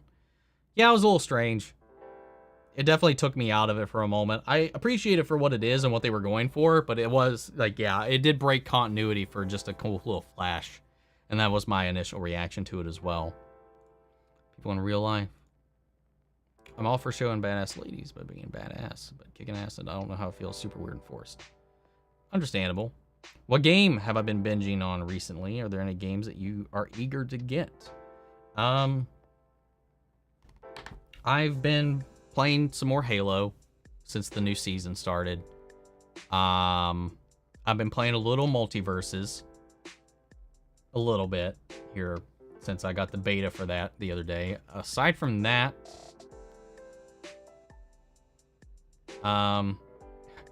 since I finished Elden Ring, I haven't really played anything. I put like 200 straight hours, 218 hours into that game. And I aside from just finally picking up Halo again for the first time in a while, I haven't really touched anything else. I've just been binging shows and watching stuff, man. But as far as games I'm looking forward to getting, the new God of War that comes out this year, the new Pokemon games, I'm really looking forward to those. Obviously Kingdom Hearts 4, but that's not coming out for some time. Yeah, I'm not too sure about new releases or releases that'll be coming out within the year, other than like God of War and like the Pokemon stuff that I mentioned. Aside from that, I'm not really too sure. A lot of stuff coming down in the near future, like Kingdom Hearts 4 and Final Fantasy 16 that I'm really looking forward to. But we'll see. In the beginning of the showcase, they say at the bottom of the screen, real gameplay, work in progress. They say that all the time, man. They show that too on how many, I can go back and point out so many tech demos or trailer releases or gameplay administrations that say, working on PS whatever, here it is. And the truth is, it was a modified dev version of it, and that is not how it will turn out. I do not trust anything that is showed off at most of these things unless I see the person holding the controller, and even then, that has been faked in the past. Those disclaimers don't mean anything. They've been caught lying so many times. Not this developer in particular, but many in the past do this all the time. It's so common in the video game industry for that. Real running on PS4, and it looks like dog ass when it comes out. And doesn't play anything like shown. Like, it happens so often. It's a joke. But like, it's possible it could be real, but I'll believe it when it's in my hands. Or if I watch somebody I trust live stream it. I don't know. It looked so artificial to me. The whole presentation. Same with the Suicide Squad game that came out. I don't think what they showed off was real gameplay either.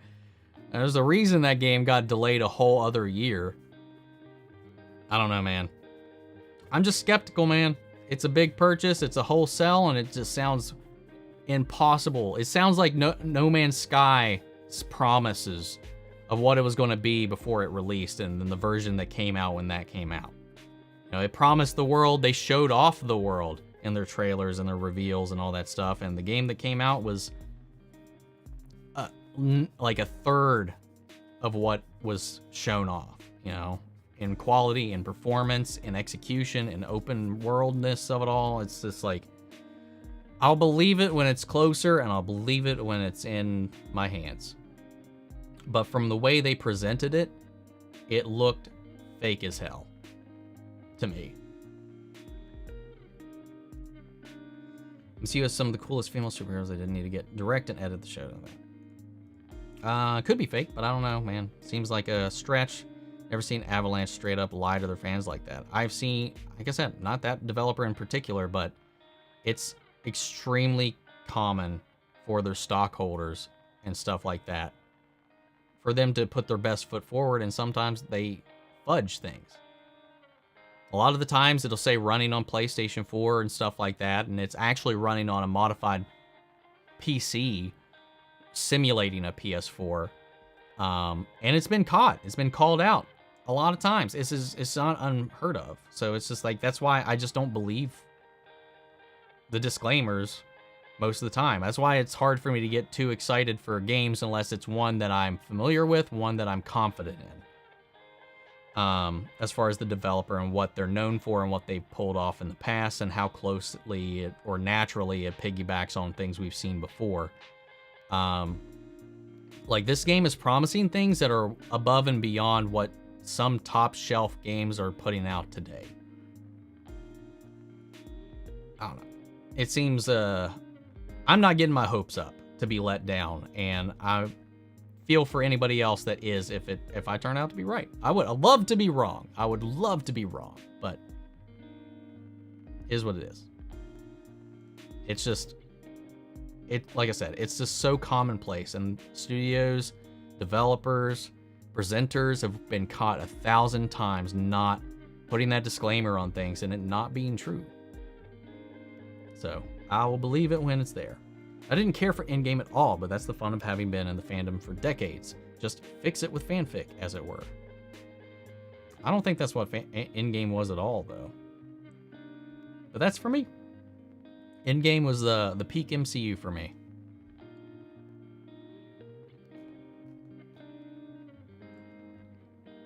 And now have a great day. Hope you do as well.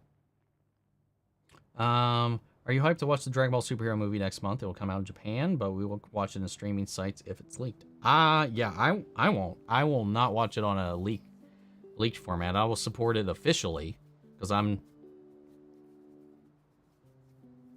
not an asshole.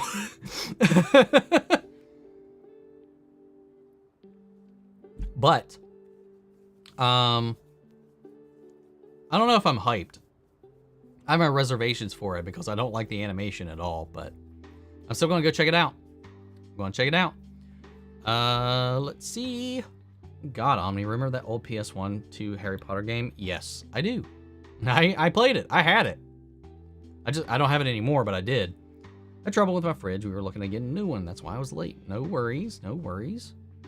Marvel's Spider-Man 2 prediction. Peter will have the symbiote and act all weird, leading to Miles fighting him, and Peter beats up Miles bad.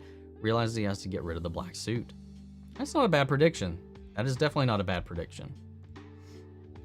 Endgame was great. 10 years combination, which provided fan service in the right ways. I agree with that one. Infinity War was better.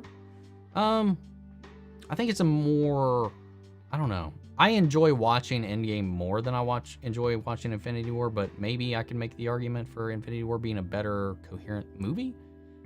I don't know. Endgame has more rewatchability to me. If I could have any Pokemon as my own, who would I pick? I would be a super huge normie and pick Charizard. Because he's my favorite Pokemon. Plus he can fly and he can take me places. And burn my enemies. Doctor Strange movie was packed in theaters all day Saturday on the weekend release. I'm sure it did well overall, right? Yeah, it definitely did well. Like, it's definitely doing good as a movie, but I feel like some people had some unrealistic expectations for the movie, both in how it was presented and how it would perform. But we'll see. We have yet to be seen, but there was like a 70-some% drop off from week 1 to week 2, and I'm sure that had a large in part to do with the word of mouth around the movie. I'm definitely looking forward to the next Minecraft update. Never really. I've dabbled. I'd say I've played maybe like 30 minutes total of Minecraft ever. So, interesting. I've watched Infinity War 3 times in theaters. Can't remember how many times I saw it. To be honest, I don't remember. I enjoy IW more too. Or the people state that Wanda, Okoye, and Black Widow scene was a better women helping women scene than the Endgame one. Oh yeah, I agree. I definitely agree with that. Definitely agree with that, because honestly, what Captain Marvel didn't need any of their help. Wanda arguably the most, but she still didn't have like a control of most of her powers at that point.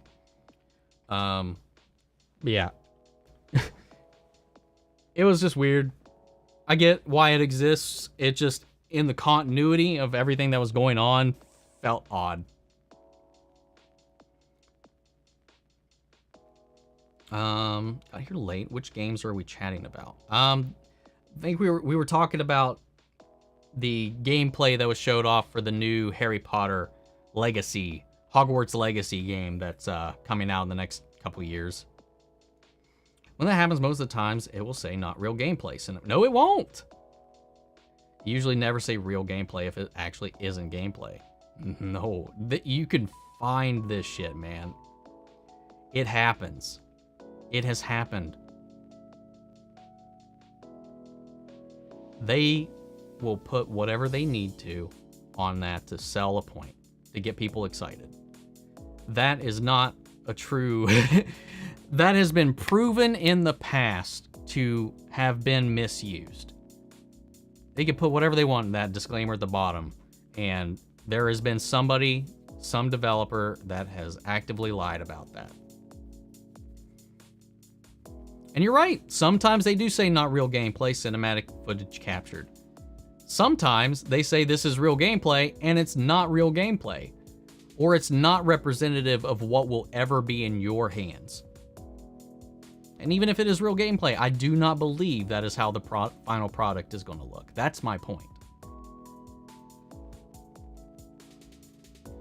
Who do you think is more powerful, Scarlet Witch or Dark Phoenix? I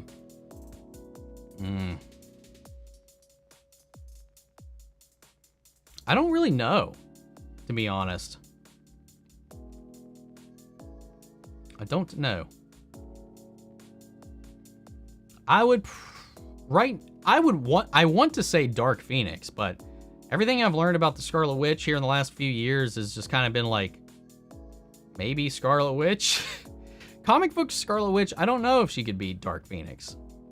Dark Phoenix is also a multiversal entity. The Phoenix Force itself is multiversal, so I don't really know. I'm back, just realized I don't think you answered what you want to see next in Stranger Things.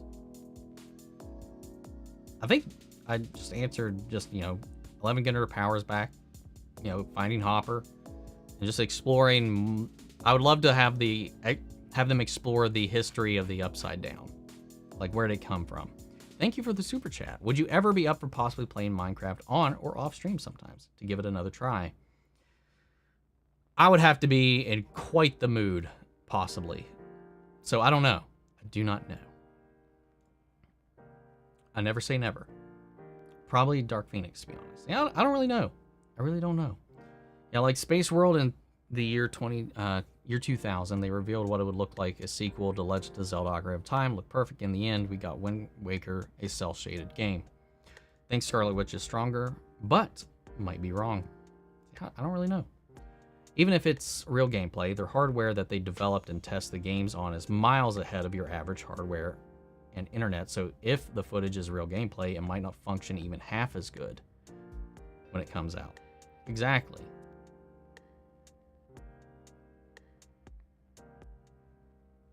All that happens way more than people lying about what they're showing off.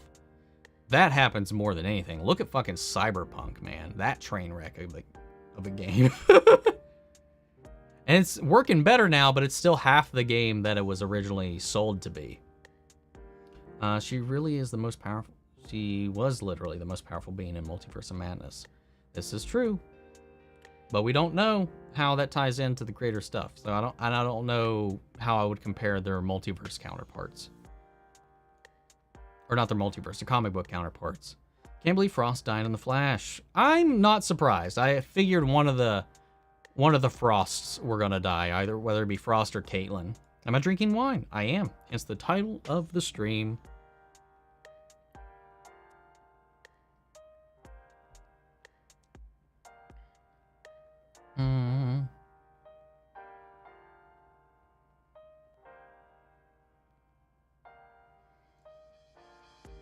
I don't like bullies.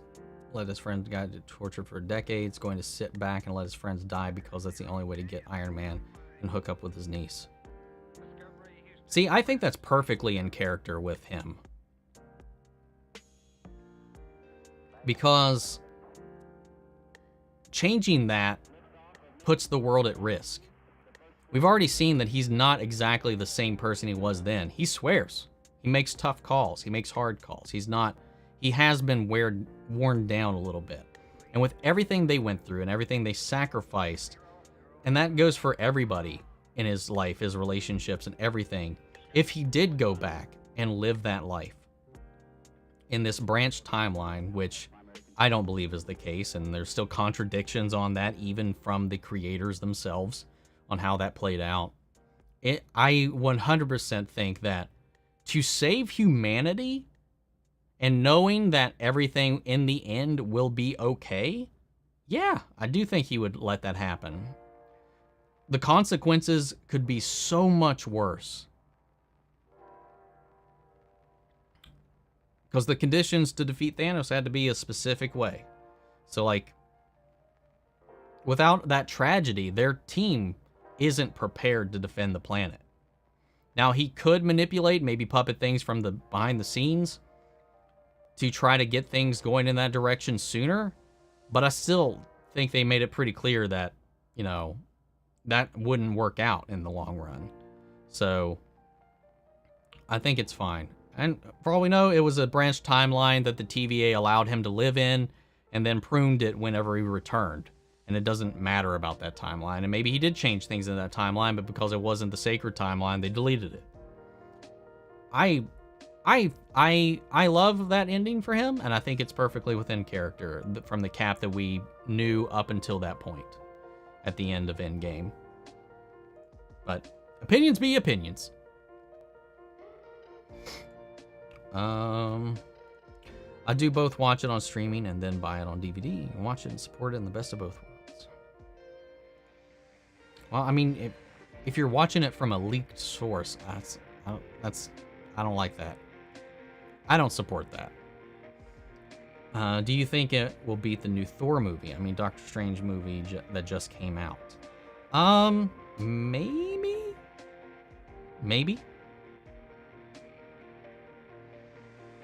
I think Doctor Strange 2 will probably have a bigger pull in the long haul, probably, than Thor. I'd be surprised if Thor outgrosses it. Actually, maybe not. Depending on the word of mouth on Thor, it has the chance maybe to bypass it, but I don't know. You never know. Who knows? But I'd probably be more leaning towards Thor not clearing Doctor Strange's marker. Argument? About what?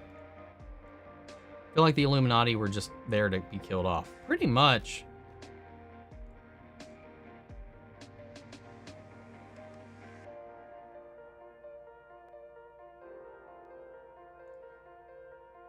Scarlet Witch, what DC character could beat and give her a good fight if she doesn't hold back? Maybe Spectre?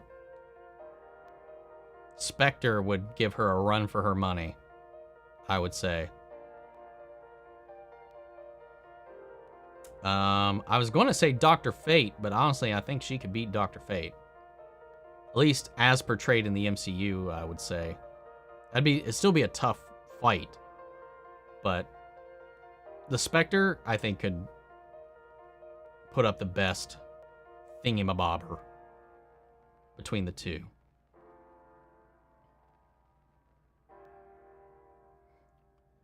Guys, keep it civil and PG, please. Okay, Omni, I trust you, so thanks for informing me on situations I should have known about. I just know that I've seen a lot of bad Caneblade getting showcased, so it makes me wonder how they pick and choose. I don't know, man. When something seems like too good to be true, that's what I think about it. It's too good to be true until I see otherwise.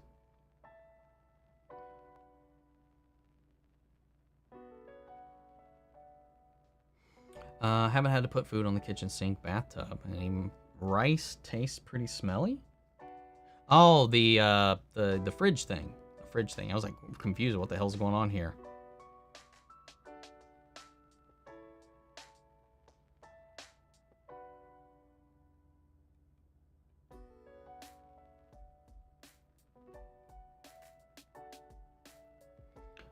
Anyway. Let's see. That is true. We want to go back and look at Cyberpunk gameplay of 2017. Looks like as stiff as the actual released version. I didn't think so. But it exists in the multiverse of Marvel. Not just Earth 616 main Earth universe. We've got like 8 different 616s though. So which 616? Is that show about the Guardians of the Multiverse? The What If series is. Yes, Jinx. Anyway, some immature people think it's gross since they have in their heads that Steve and Sharon was uncle when they kissed, and that wasn't true.